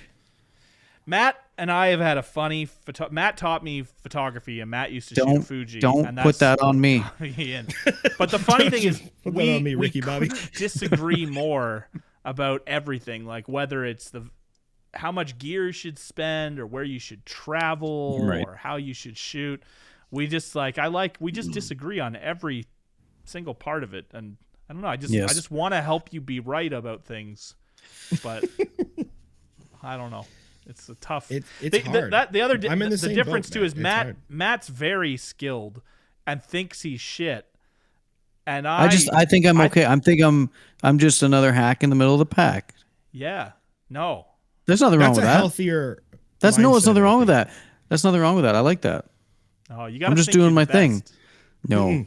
Yeah, you got to think higher. Then you start Higher saying yourself. it's okay to bait owls and give up on photography. Mm-hmm. Yeah. And shitting in the back of your seat. I ain't not doing that. Yeah, I'm just never gonna get to that point. Matt shits on the trail. Matt I'm shits budget, on his bro. back tire. Is that what he said? I buy a McDonald's muffin just to have a bag to shit in. Frugal. That's cost effective. At least he doesn't reuse the bag. No. I bought this muffin and it's actually shit. I'd like to return it. How can I think that I'm a good photographer when I have FN11 lens? I'm going to want more if I think I'm good. I was just saying the other day, I went through Matt's Instagram, was like, you're actually not the worst photographer I know. This is nice what conclusion did you come to when you looked through my pictures? I only looked through Matt's. He Yeah, is shit. Wow, this guy it's must now shoot a cemented. Sony. No, I didn't look. Sony, I can look if you want. I can tell you. I don't care. You can Okay. look if you want. You can look if you don't want. Or you can not maybe I'll look if you also want. I would go back to Sony. But I might. But you've never shot Sony. Only a bridge camera. What? Okay. Matt's going to hate this conversation. What's calling you about Sony? What I about can't sell Sony? my lens. That's the only thing. He wants his lens. He wants to change the mount. He wants to change the mount. I can change. Sigma lets you send. I could send in my 500-5.6, and they change the mount over to a Sony mount. So I could keep my lens, which I love, and shoot it on Sony. How much does that cost? The lens, I think, is like the lens, the mount swap. It depends on the lens. On mine, they said $500, so not cheap, but considering like cheaper... I would take a bath trying to sell. Like that's the trouble. Like what I'm hoping is I'm going to hold out and see what Lumix does with the new cameras, because I am optimistic that what they come out with will satisfy my gripes. But if that doesn't happen, then like if the next round of cameras like leaves all the problems I have intact, then I'll have to switch. But we'll see. But so Sony, I could switch to Sony without having to sell my big prime. I could just like switch the mount.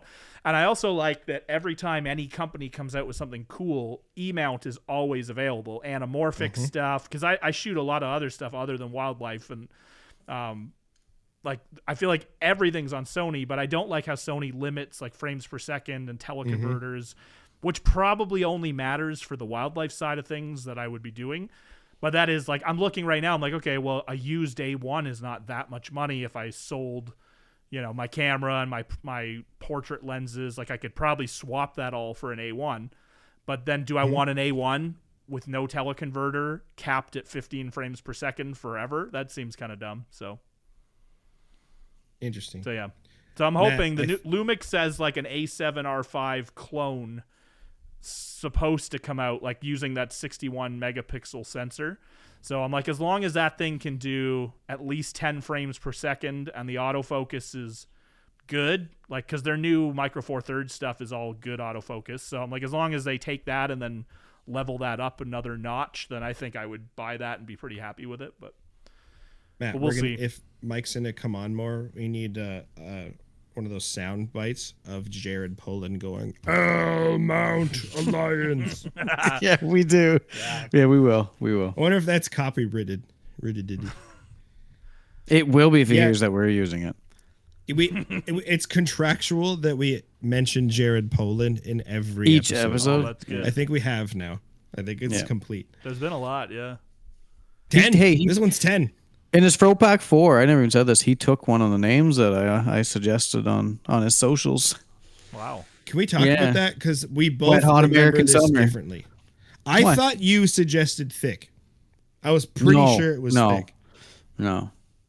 You were No, it was Wet Hot Wet- American Summer? Wet Hot American What Summer. did I Yeah. just say? Thick. I don't Thick even is know one. that movie. Isn't it a movie? Yeah. Yeah. Is it a good movie? Has a bunch of people from like SNL like in it. Oh, okay. Like that. I can't. Like Paul. No. It's like Paul Rudd and Amy Poehler, Oh, it's that current? I think, and yeah, it's like early 2000s. But anyway, Okay. it's a funny movie. Interesting. I've never used that preset that I don't have. Jared. Send us over a copy. When Yeah, I didn't Kyle even get a copy for it. He's just like, thanks. When Kyle said he edits photos and he's like, I decide if I want it light or dark, he's just like going through the presets, being like, ooh. Throwback 1. Throwback 2. To be fair, I mean, I used to do that a lot. So- I still do it. What's funny is I usually don't, but I think that I'm going to. And the reason is I don't like getting too like out to lunch with the colors. Blue. And sometimes you're like clicking on it. Yeah, it's like blue or really brown or like green. And I'm like, ew, what is this, Fuji? And then I usually make it more saturated than it probably was. And then like sharpen areas and usually light, dark, maybe white balance I'll play with. But I'm never going into the colors and changing color sliders or that S-curve thing. I used to mess with that more when I was doing more like product photography type stuff, because then you could go like make the colors a little cooler or like do those kind of photos where like the red might still be red but everything else is black and white kind of stuff. But with bird stuff I always want to keep it fairly accurate, but maybe just change the mood with light dark kind of stuff. Gradients. No, I don't usually gradient. I don't usually use the masks that are like fade in the bright from here or make this bright. I might use a vignette. I'm very basic. I think if I've learned one thing about like I went through photo editing, and I remember like when I realized like I'm like, oh, you can like paint in effects and color and light, and you know, I remember like this was even before like subject masking, and I remember thinking like it was so awesome. But now I think I've kind of learned like my favorite pictures from other people or myself are ones that they're not crazy edited. But then I've also learned like it's really hard to get that, and I think that's what I respect and what I'm trying to do more of now. Like I mean I remember when Matt and I discovered Gigapixel, and it was just like, oh wow, like every bad Crop photo in. we have is now like sharper, kinda. It's so now like when I look part of the progression. if I look through like my Lightroom and look at pictures that I like. I look at the raw. I'm like, oh, I didn't have to clone everything out and do all this editing and I'm like, it's actually like pretty close. But there's not that many of them because like most of the times, you know, that's the tricky thing. So I was last year I was trying to get more into car photography, and that was like I still want to. I think that was one of my thought processes is like you're not going to the track being like, I wonder if I'll see a car. It's like, oh no, they'll be there. Yeah. Oh, they're not here today. Shit. Every 95 seconds, it's going to drive right past you for 3 hours. So you know exactly where it's going to be. So then it's like you can think about, okay, well then how do I want to take the shot? And like I feel like you're kind of composing and then like making it happen. Whereas like in wildlife, so much of it is like I just have to find a subject. So that's what I was saying earlier. I think that's what I'm trying to get away from is like, I don't want to go out anymore and be like, I hope I see a blank. I want to be like, well, I'm going to the local marsh and I want to shoot herons or kingfishers. And here's my strategy. I know I'm going to see them, and here's the kind of photos I would like. Let's see if I can execute. Maybe I won't get what I want, but like I know they're there and I'll see them. So it's, you know, because I think that's the thing. Like I see so many. I pick on owl pictures because I don't see them and I get jealous and mad. but then most of the ones you see, it's like, yeah, here's a saw-whet tucked into a branch. I'm like, okay, well, I bet it was awesome that you saw it. I would be stoked as hell that I saw it too. But like, I'm not pointing fingers, because what else were you gonna do with the picture if you didn't throw a mouse at it? But like, Matt, you've done it before, buddy. We've and I'm gonna do it again. Oh, you sure and I'm gonna do it again. And that's why, my friend, I'm a hack. Proof. Because I don't plan on stopping. If I see one, I'm going to do it again. I'm going to take the same photo because I enjoy it. I'm going to take the same loon pictures every time. I'm going to do the same thing. But that's an interesting thing, because it's in a fucking calendar when he takes the same loon picture every other time. Yeah. That's my point. I'm getting stuff now by just continually going and doing it that I didn't have before, and I'm understanding situations better. I understand it's a little different with a saw-whet sitting in a tree. It's just going to be sitting in a tree. But maybe one of these times is going to be snacking on a mouse or sitting on it where I can see it. It's going to come. But that like if you don't go, you won't see it, and if you don't take the picture, like, and you're not ready, you won't. So I think I just like, that's why I've unfollowed almost every bird photographer on Instagram, because I'm like, I don't want to see it every day. I want to see the contest winners at the end of the year and be like, oh wow, sure. That's why he doesn't have a rating for my pictures. He doesn't follow me. As a viewer, I get that, because I'm not an art viewer. I'm not much of a wildlife viewer myself. I just like to do it. Yeah. So I get that from a viewing standpoint, where you don't want to see the same thing all the time, because my Instagram doesn't have a ton of wildlife, and if it does, some of it's muted because I probably see too much of it, or someone that shares too much. I'll go see when I want to. Yeah. So you kind of got to have that healthy balance. The experience matters a lot, and I think that's what, like, we do a lot of like loon kayak stuff, right? And that's we've talked about that. Like, have I ever had a bad day on the lake with loons? Like, I can't really think of one. Most of them, yeah. Oh no, I mean no. I mean, it's like, it's always fun to spend time with them, even like if the photography is challenging. So, and I mean, I get that with any species somebody loves. And I also get that when you see someone who's getting like a crazy picture of a loon doing something wild, it's like, well, yeah, they probably have 100,000 pictures of them doing basic shit to get that one picture where like a moment. So I certainly appreciate it. I just don't want to see it.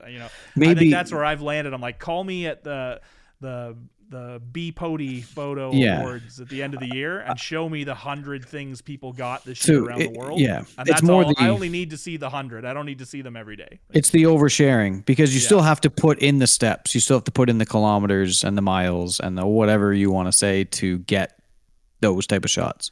Now, speaking of, a small is Matt rebuttal. Prepared to hold on? Go on. I think those pictures that you guys aren't seeing are part of what motivates me, though.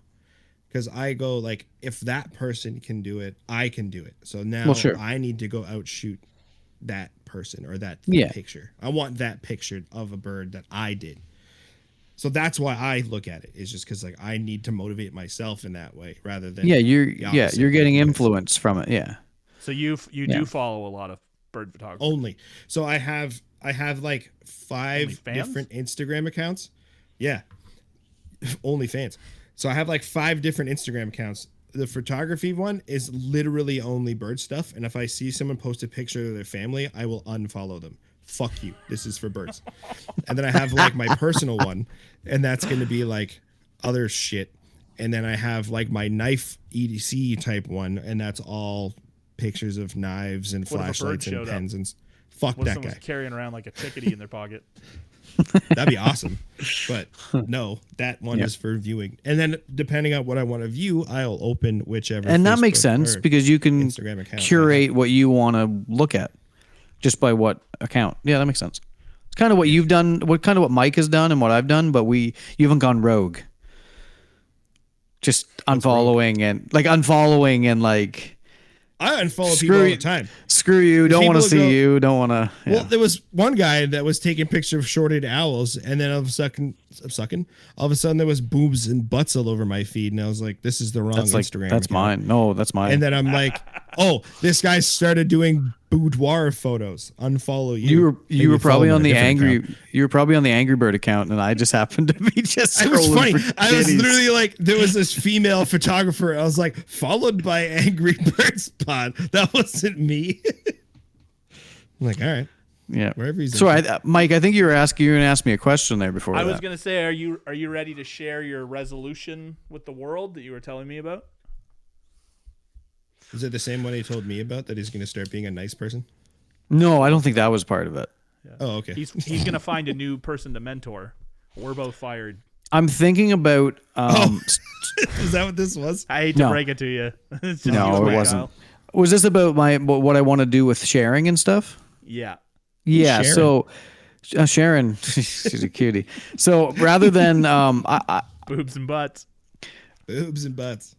Rather than sharing as often, it's more of I'm going to shoot through the month. And this doesn't matter because nobody really looks anyway. At the end of the month, I'll probably post one photo of the one I like the most of that month. And that's it. 12 photos. 12 photos with captions, with a story behind it, one that means something. 12 is going to be real easy. And then also in between there, you'll still see photos of other photos, but they'll be just like in stories. They'll come and go. They'll be here and they'll be gone. And I want to do, the fact is I want to do more video. So you might start seeing a few more clips, short clips. I don't know about reels. We'll see if we get here. I don't know. I don't know if I can stoop that low, but just post it as a reel. And then you can also separate the reels. Yeah. Like you can either set it so a reel posts to your feed, or you can keep it separate only in the reel section. I think in terms of reels, I mean like how people do reels. Those very Bush reels. Yeah. I don't think I'm gonna get to that level. What? He's good. Trav in the bush. He's funny. You don't know Trav in the bush, Kyle? I wish that his fucking Wi-Fi would go out in the bush. No, I'm just kidding. I'm not a big massive fan of the reels like that. Like I want my reels to have women or the ones you're posting or the ones you're consuming? Yeah, consumption. Yeah. Okay. Matt's really into the TikTok dances and yoga pants. TikTok. Yeah. Be real. Yeah. Why do you think I'm in such a good mood all the time? Hey, I've been complaining for years. I used to ask like my friends and people in the chat. I remember having this discussion, like saying, like, do you think you have 10 memorable photos this year? I mean, I don't. I definitely don't. I don't have 10 photos that I would submit to a competition or that I don't have 10 photos that I think, like, if someone I really respected was like, let's see your best work. Yeah. Do I have 10 photos from 2024 I'd show them? I don't know if I have I mean, I didn't shoot much this year, but yeah. You know, does any, like, how many I don't think I know anybody who can show me 10 photos in a year that all like demand to be seen. The link for the Canadian photos of the year with Cangeo was shared December 31st, like, 4 hours before the deadline, and I just decided to post or to submit some. And I think I submitted like 12, but there's 2 that I think I really like. The other ones are just bumpers that I don't know. I would say 2 in 2024 that I could be like, yeah, those are ones that I'd be, I would be interested in showing somebody. It's just I really strongly believe in like oversaturation of media being a problem. Like, I mean, like music's my main thing, and even then, like if an artist puts out a record with 20 songs or even like 16 songs, I really struggle with that unless it's like one of my top 2 or 3 artists of all time. Like I don't think it's an attention span thing. I think it's just it's a culling thing. It's like, do you really have that many TV shows and books and movies and video games and music or bird pictures that are actually worthy of attention? Because it's not like I'm struggling to see bird pictures. Like in this day and age, like if you want to see something, you'll be bombarded with more of it than any time in history. So for me, I feel like you know, I can think of a couple of photographers that I do still follow that every time I see them post something, I'm engaged and interested, and I want, even if I don't love everything they post, I want to see like, well, what did you get? I think that's because you can only put. You know? I think there's only because you can only put so much energy into consumption. Yeah. So you almost have to put it into like little categories of limits on how much you can consume before it kind of gets dummied down and watered down. I think that's kind of similar to why I have different accounts. Sure. Yeah, exactly, 100%. Yeah. But also, that checks out. I think, and I'm not disagreeing with that, Mike. I think you're allowed to have your own way that you want to consume that stuff. No. I think for me, like everything I post isn't necessarily my best shot. I'm not. No, definitely not me either. Posting because I'm like, the world needs to see this picture. I'm posting because my one aunt is always like, I haven't seen a picture in a couple of weeks, so I'll post a random picture to know that I'm still alive. Sure. And then it gets me, like right now, I'm kind of in a drought of posting. I don't think I've posted in fucking since Kyle and I saw that Bard, and I posted it like fucking 6 times in a row. It keeps me kind of in a habit if I keep posting, and then if I decide I want to care about followers, it sort of helps that. Like the more you post, your followers will go up and stuff. But then you will have people like you that's like, Kyle posted another fucking chickadee on his bird feeder again. Like, Jesus, Kyle, 6 bards in a row. Come on, unfollow. It's the same one. It's not even a different owl. But the edits are all different, so you not don't a know. mouse in sight. But you got to remember, but for every one mic, there's 6 other people that want to see those barred owls. Right. And which is fine. Like, well, that's what I'm saying. Like, if you want to do your thing there and like unfollow whatever you want to. I did this big Facebook purge of people a couple years ago. I went from like 1,000 people I was seeing their shit down to 300. And it was one of the best things that I've ever done for myself. Because I'd see stupid people being like, why the fuck are you posting that? And I'm like, why am I looking at it? Like, I've literally selected, I want to see shit from this person. So if I don't, just say don't. So I get that. But at the same time, I'm going to hopefully try to post more often just to kind of get into the habit of it a little bit better. When a banger does happen, I think like you said, it's just you have to kind of decide what you want to do, and then as a viewer what you want to engage with. Like I think a big part of it too is like the trouble, like, and we all know this, but if you pull up your Instagram, like you're not just seeing the 200 people you follow, you might see 5 or 6 sponsored ads and posts. But do you know how to see only people that you follow? I do, yeah, but obviously you got to go proactively click that, and like, I mean, I'm just saying, like, the way they feed you content, right? Like, I think like you know, like I kind of like, I've kept my following to like people I know in real life that like I consider friends, or people that I might actually see and hang out with. If it's somebody I don't know, then it's got to be someone whose work like really, you know, gets me going. And if it's not someone who I'm like, well, this is a friend, I want to know what they're up to, even if it's like, what are you up to with photography? Yeah, I mean, I don't need some random person from another country showing me like, here's what I saw today on my walk. It's like, okay, well, it's cool. Here's I don't begrudge that together. like random person posts that. I just don't want to see it, you know? For sure. I want him to see my stuff, but. And we want them to listen to the podcast. Yeah. We want everybody to listen to the podcast. Every single even people person. with their own podcasts. Yeah. Of course. Like podcast love. Jeff. No, what is it? James. Jeff. Jimmy? How do you guys feel about your photography from the end of 24 heading into 25? Do you feel good about where you're at mentally, plans, gear? Do you feel unsettled? I don't think I've ever seen Matt feel unsettled. Kind of. No, last year this time I started doing some fishing. Oh, actually, yeah, you did. You like quit photography for a while. I took a break. Like, I quit one group chat that was pointless. Yeah, okay. Yeah. I think I'm like, well, Mike, why are you still in there? You're like, I don't want them talking about me behind my back. Like, fuck that. Who cares? Bro, they're gonna do it. They have a third chat where they're doing that. It's been active the whole time. Yeah. So no, I forgot you had it was a media. It was a social media thing where it was like kind of realization on what it really is and all like the fakeness and stuff like that that comes along with it, and kind of coming to terms with it, and then trying to figure out what I wanted to do with it. And it's like, this just feels so much more natural. This just kind of is my outlet.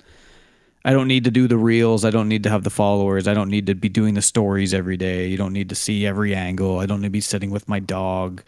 You know, you don't need to see me. I'm just not that type of guy. This is my kind of artistic outlet, and you know how bad I botch it.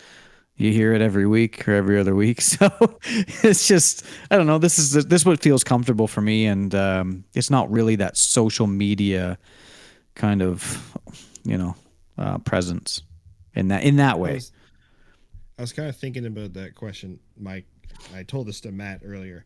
A Facebook memory came up, and today in 2021, I got my first own camera. So I had been carrying around my father-in-law's T2i for like 6 months, taking pictures of knives and flashlights and shit. And then I finally was like, I've been using this camera enough. I should get my own. So I bought a Canon M50, and then I bought an old EF Sigma 18 to 50 2.8. And that was my first camera setup. And I have gone through several since then. And I was kind of thinking back, and like, this camera allowed me to do this. Then this lens kind of started this bird photography thing, and I've had a bunch. So I was thinking about that, and I don't think I've necessarily improved in the past couple of years. So maybe the last 2 I haven't really improved. The first 3 years that I was doing photography, I definitely did, but then I think I got to a point, and I'm now sort of stagnant, and I want to kind of fix that. I was thinking about that on my own. So it's interesting that you asked that question. See, I still think I remember the arguments and discussion prompted about what skill, gear, whatever. Fieldcraft. I still, my definition of fieldcraft has always been like pretty encompassing. I think it's like not just finding something, but knowing how to interact with it. And I still think that, like, for wildlife, that's the critical thing. Like when I think about my own photography, I don't think I need to get better at photography. I think in terms of composing, using light, taking a picture, I feel as good as I want to be at that stuff. But I feel really bad with fieldcraft and stuff like that. And I think for me that works everything. Like if I wanted to do portrait photography, I feel like I can work the camera as well as I need to work the camera, but I don't know how to pose a model. So for me, like, posing a model is equivalent to like finding an owl and not scaring it away so you get a picture. And so I think for me, wildlife is like trying to figure out now where can I get better at fieldcraft? And again, like with mobility issues, some of it's just like, don't put yourself in positions you can't do. But that's even like at my property, I put in a pond to attract songbirds and feeder stations and tons of nesting boxes and stuff like that. So I'm really trying to think, okay, how can I set myself up for more success that I haven't been doing? And I think that's where I get into the gear rabbit hole of like, well, if I'm not getting pictures and I'm bored, then maybe I'll just buy a new camera and sell this camera and stay, because I'm like, it gives me something to do. I'd rather be taking pictures. It's just, I think I've found a lot of wildlife photography isn't taking pictures, is driving or walking around, not taking anything, just wondering or hoping if something's going to happen for you. So that's where I think I want to do less of that. And, but I think that's something I've always learned from Matt is I'm like, if Matt and I are forced to stand shoulder to shoulder shooting the same subject, I don't believe Matt's going to take a better picture than I will. I think we'll take the same photo, but that's not how wildlife works. When congratulations. You're a hack too. But even when we're working on the same subject, all of a sudden I look, I'm like, what the fuck's he doing over there? Like, why is he like shooting that angle or or why did he move that way to not scare the bird, or like. So I'm like, if you glued a bird to a log and told me I could experiment for an hour, I think I'd get everything I want. But I think that's really interesting watching someone in the field work quickly and be like, here's what I want. I don't have a lot of time. I can only do this or this or this to make this happen. So I tip my hat to you, Matthew. Thank you, but that actually comes from being a second shooter in wildlife or in wedding photography. So like the primary is setting them up a lot of the times, and I'm kind of getting that kind of obscured angle or through the bush, or that, I'm moving around a lot while she's kind of staying in one spot. So I actually kind of learned it from that. She's like, Matt, you can't talk to the client. Get behind the bushes. Matt's wearing camo in the corner behind the. I did. Just like I was the only guy at the weddings with camo. He called himself a second shooter, but the main shooter didn't know who he was. We used to call those Uncle Bobs. He was just random people at the weddings taking photos. Yeah, that was just me. But that's where it comes from, is kind of just trying to get those other angles. Because I know the safe shot, the main shot's getting done, so it's kind of like that Paul Nicklin thing where it's like, get your shots and then kind of experiment. But with me, experiment's just kind of changing the angle. It is funny though. Even like when I started dabbling in car photography, I remember the first time I like parked my car at a nice, an open spot with a nice sunset, and also I started shooting. And I'm like, this is hard. Like this is like I'm looking at my camera. I'm like. It just nothing is like hitting with and it's like I was shooting like I wasn't shooting like bad angles, but I wasn't shooting like perfect angles. It's like everything I was doing, if a pro looked at it, they'd be like, well, you had the right idea, you just fucked it up. Like whereas like some you'll look at some car photography and it's like a dude shooting with his cell phone from eye level, and it's like, well, you didn't even put any thought into this. I was putting thought into it and just not the thought was dying. So I think with wildlife, that's where I find it interesting, because so much of it is just holding on by the seat of your pants, trying to like get something. And trying to get something better. Yes, that's exactly what it is. Yeah. But yeah, I get really stressed when I'm like hoping to see something, and then it's like, okay, well, I got a sharp shot of something unremarkable, and that's all I could get. Like and I don't even usually get that, because I don't even usually see what I'm after. Yeah. So I think I think that's why workshops and guides are so popular, because there's a large amount of people that have the same kind of thinking that you do. Yeah. They don't want to go around and waste their time. And there's a way to limit it. The puffin trip was really cool because like the puffins were guaranteed, right? I mean, they're right there. They're not skittish. There was a rope you couldn't get, you had to stay 20 feet back or whatever, but it was interesting. And like I went with a couple guys, and we all got pretty different photos that I think were pretty indicative of like the gear and our style. It's a lot of style. The three of you for sure. Everybody kind of did something different. And it's funny because looking back, like they both had ideas that I was like, oh, I wish I had thought of that. But then I liked everything I took. I was like, I feel like the way my brain worked, I'm happy with the photos I took. I don't feel like I left something on the table. So I think it's interesting to learn, be like, maybe someday I'll think to do something different there. But that was interesting because like at least you knew the puffins weren't going anywhere. So it's like you can just give a little more time to experiment. Yeah. And that's what I want more of, right? So like your cardons and. I was just gonna say bluebirds at Cardins and the tree swallows and those birds that you typically see there, those type of sparrows and stuff. Ravens in parking lot with peanut butter. That's right. Loons with sardines, whatever you need to use. I've not tried baiting a loon, but I'll be damned. It might be awesome. Could work. Imagine getting one that like a fish that it's gonna take a while, like a big healthy one. That it's got to mess around with, like one of those Matt Heroes type shots. You just slam like this face with big bass. From Are you saying that he baited it? No, but I'm not saying he didn't. You know what he did though? Is probably deep fried the shit out of the egg. What do you mean? I mean, I knew where those Jared Poland presets were going. I've seen Skittles before. That's not far off. I have There's not quite enough contrast, but Matt and I were talking about this other mat at one point, and I was like, I'm gonna try to make a mat preset, and I just like cranked everything to fucking 11, and it's fucking mid.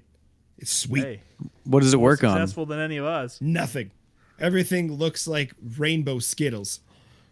It's just like too Nice. much of everything, and I'm like, We'll call this it is perfect. We'll call it Chernobyl. Do you think though, like, if Works. you went out and caught a bunch of perch, do you think you could throw perch to a loon and it would go for it? No, but you could to an osprey. Kill him Matt, first. you still got your fishing gear, right? Yes. All right. And I Yes. and I perch love fishing catching perch. and perch fishing starting next weekend. All right. Freeze about 100 for me. Start Because huffing that I'm loon. guessing it would be frowned upon if I like threw some tilapia or something into the lake. But I think there are some loons you could probably hand feed. Just be like, here. And they're like, thanks, man. you've seen My the story local- about the loon killing the bald eagle with its Yeah. spear face, right? I don't know if Good. I want that thing that close. Sounds to my hand. excellent. I knew I liked loons. Yeah, but if you got food, yeah. you're giving it to it. You're not taking it away. Unless it just goes right through your palm, trying to get that piece Yeah, of really. halibut. Well, That we'll picture of we'll that document person it. holding that duck or whatever, taking a picture like by the neck. Oh, It'll be like yeah. Matt. It was a grebe or something. Yeah, Yeah, it's like yeah. Grebes be grebing. Grebes be grebing. Well, What a good line. All right. what are your resolutions before you go? Give me one. Mine's debate a loon now. So My resolution. I talked about mine. Maybe be a little more personable, even though I don't like social media, so it might not happen.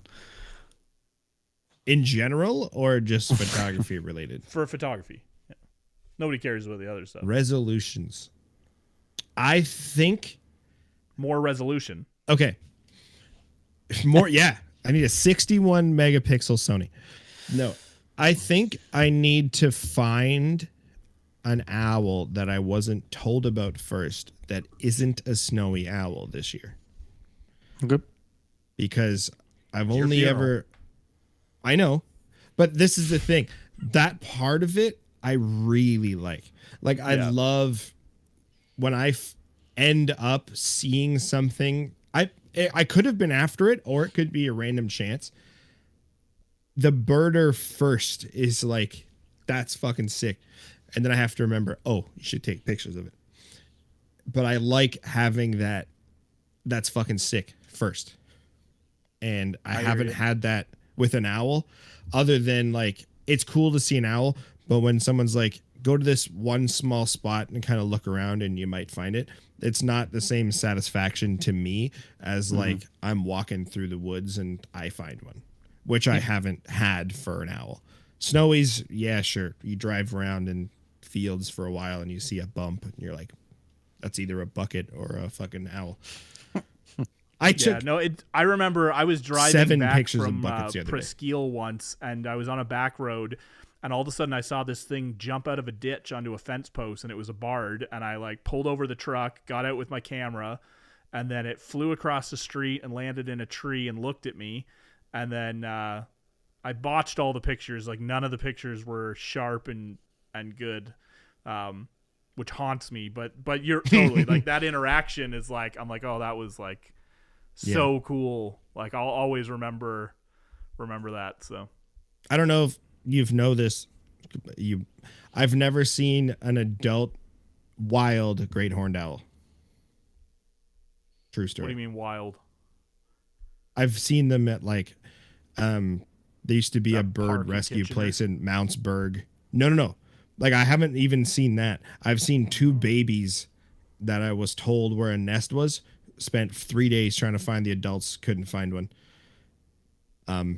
I've just never really put the effort into a great horned, which are like the easiest ones probably. So like for the listeners, you and Matt, you're just not there with your relationship, like owl nest pin drops. That's not what I want. I want to find one. Okay, right. But I did send you like every week. I'd send you a photo of the ones that Yeah, this he was this like, past spring, right? She's still here. Yeah, she's waiting for you, Kyle. So like I did Make the pin drop 2-hour Kyle. drive. And I know there are nests around. So I was looking for snowies and shorties the other day, and I drove past a sportsman's club nearby that had a big nest, and then I think I remember someone telling me that there was a brain horn owl using a nest at a sportsman's club like 2 years ago. So I like happened to see where I think that nest was. There wasn't anything in it at the time, but it was a couple weeks ago, so they probably won't be nesting for another month or so. Ish. But yeah, maybe I'll find one. mid-February. What I should be is outside right now listening for hoots, and then Hoots and hollers. Because Sounds like there was a Matt's time. Instagram. Hoots and hollers. Hooters, sorry. Yeah, that's just Hooters. Couple of nice hooters you got over there. Talk about the owls. birds. Yeah, you've seen Dumb and Dumber. I assume. I hope. No one should. I'm talking to him. I'm on their podcast. Fucking wait. Beep beep beep beep.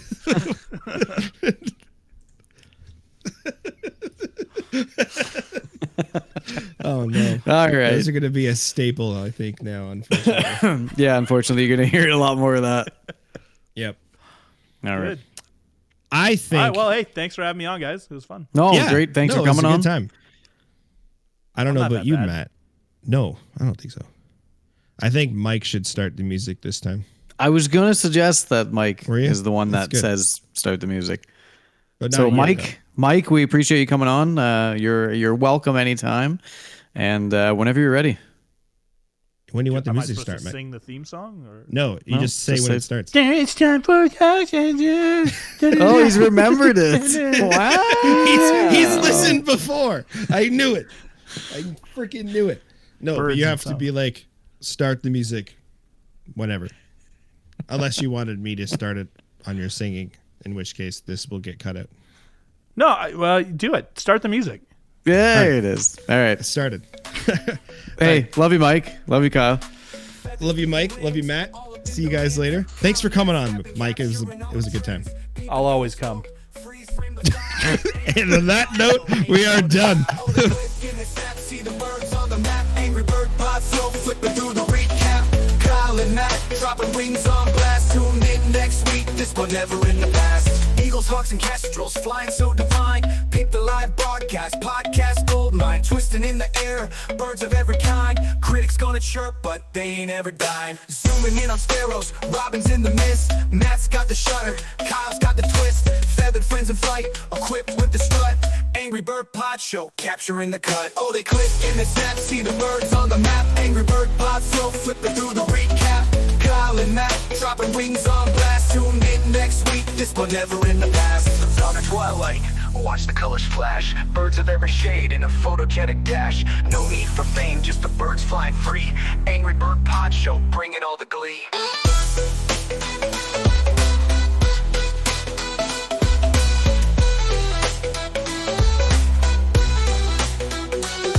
Oh, they click and they snap, see the birds on the map. Angry Bird Pod Flow, flipping through the recap. Kyle and Matt, dropping wings on blast. Tune in next week, this but never in the past. Eagles, hawks, and kestrels flying so divine. Keep the live broadcast, podcast goldmine, twisting in the air, birds of back. So by Brain Matt, dropping wings on blast. Tuning in next week, this but never in the past. In the past. Tuning in next week, this but never in the past. In the past. Zooming in on sparrows, robins in the mist. Matt's got the shutter, Kyle's got the twist. Feathered friends in flight, equipped with the strut. Angry Bird Pod Show, capturing the cut. From dawn to twilight, watch the colors flash. Birds of every shade in a photogenic dash. No need for fame, just the birds flying free.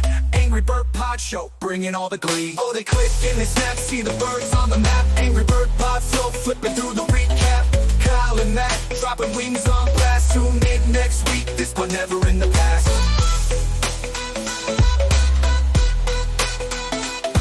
From the past. Not shortcut. Not shortcut. Angry Bird Pod Show, bringing all the glee. Bringing all the glee.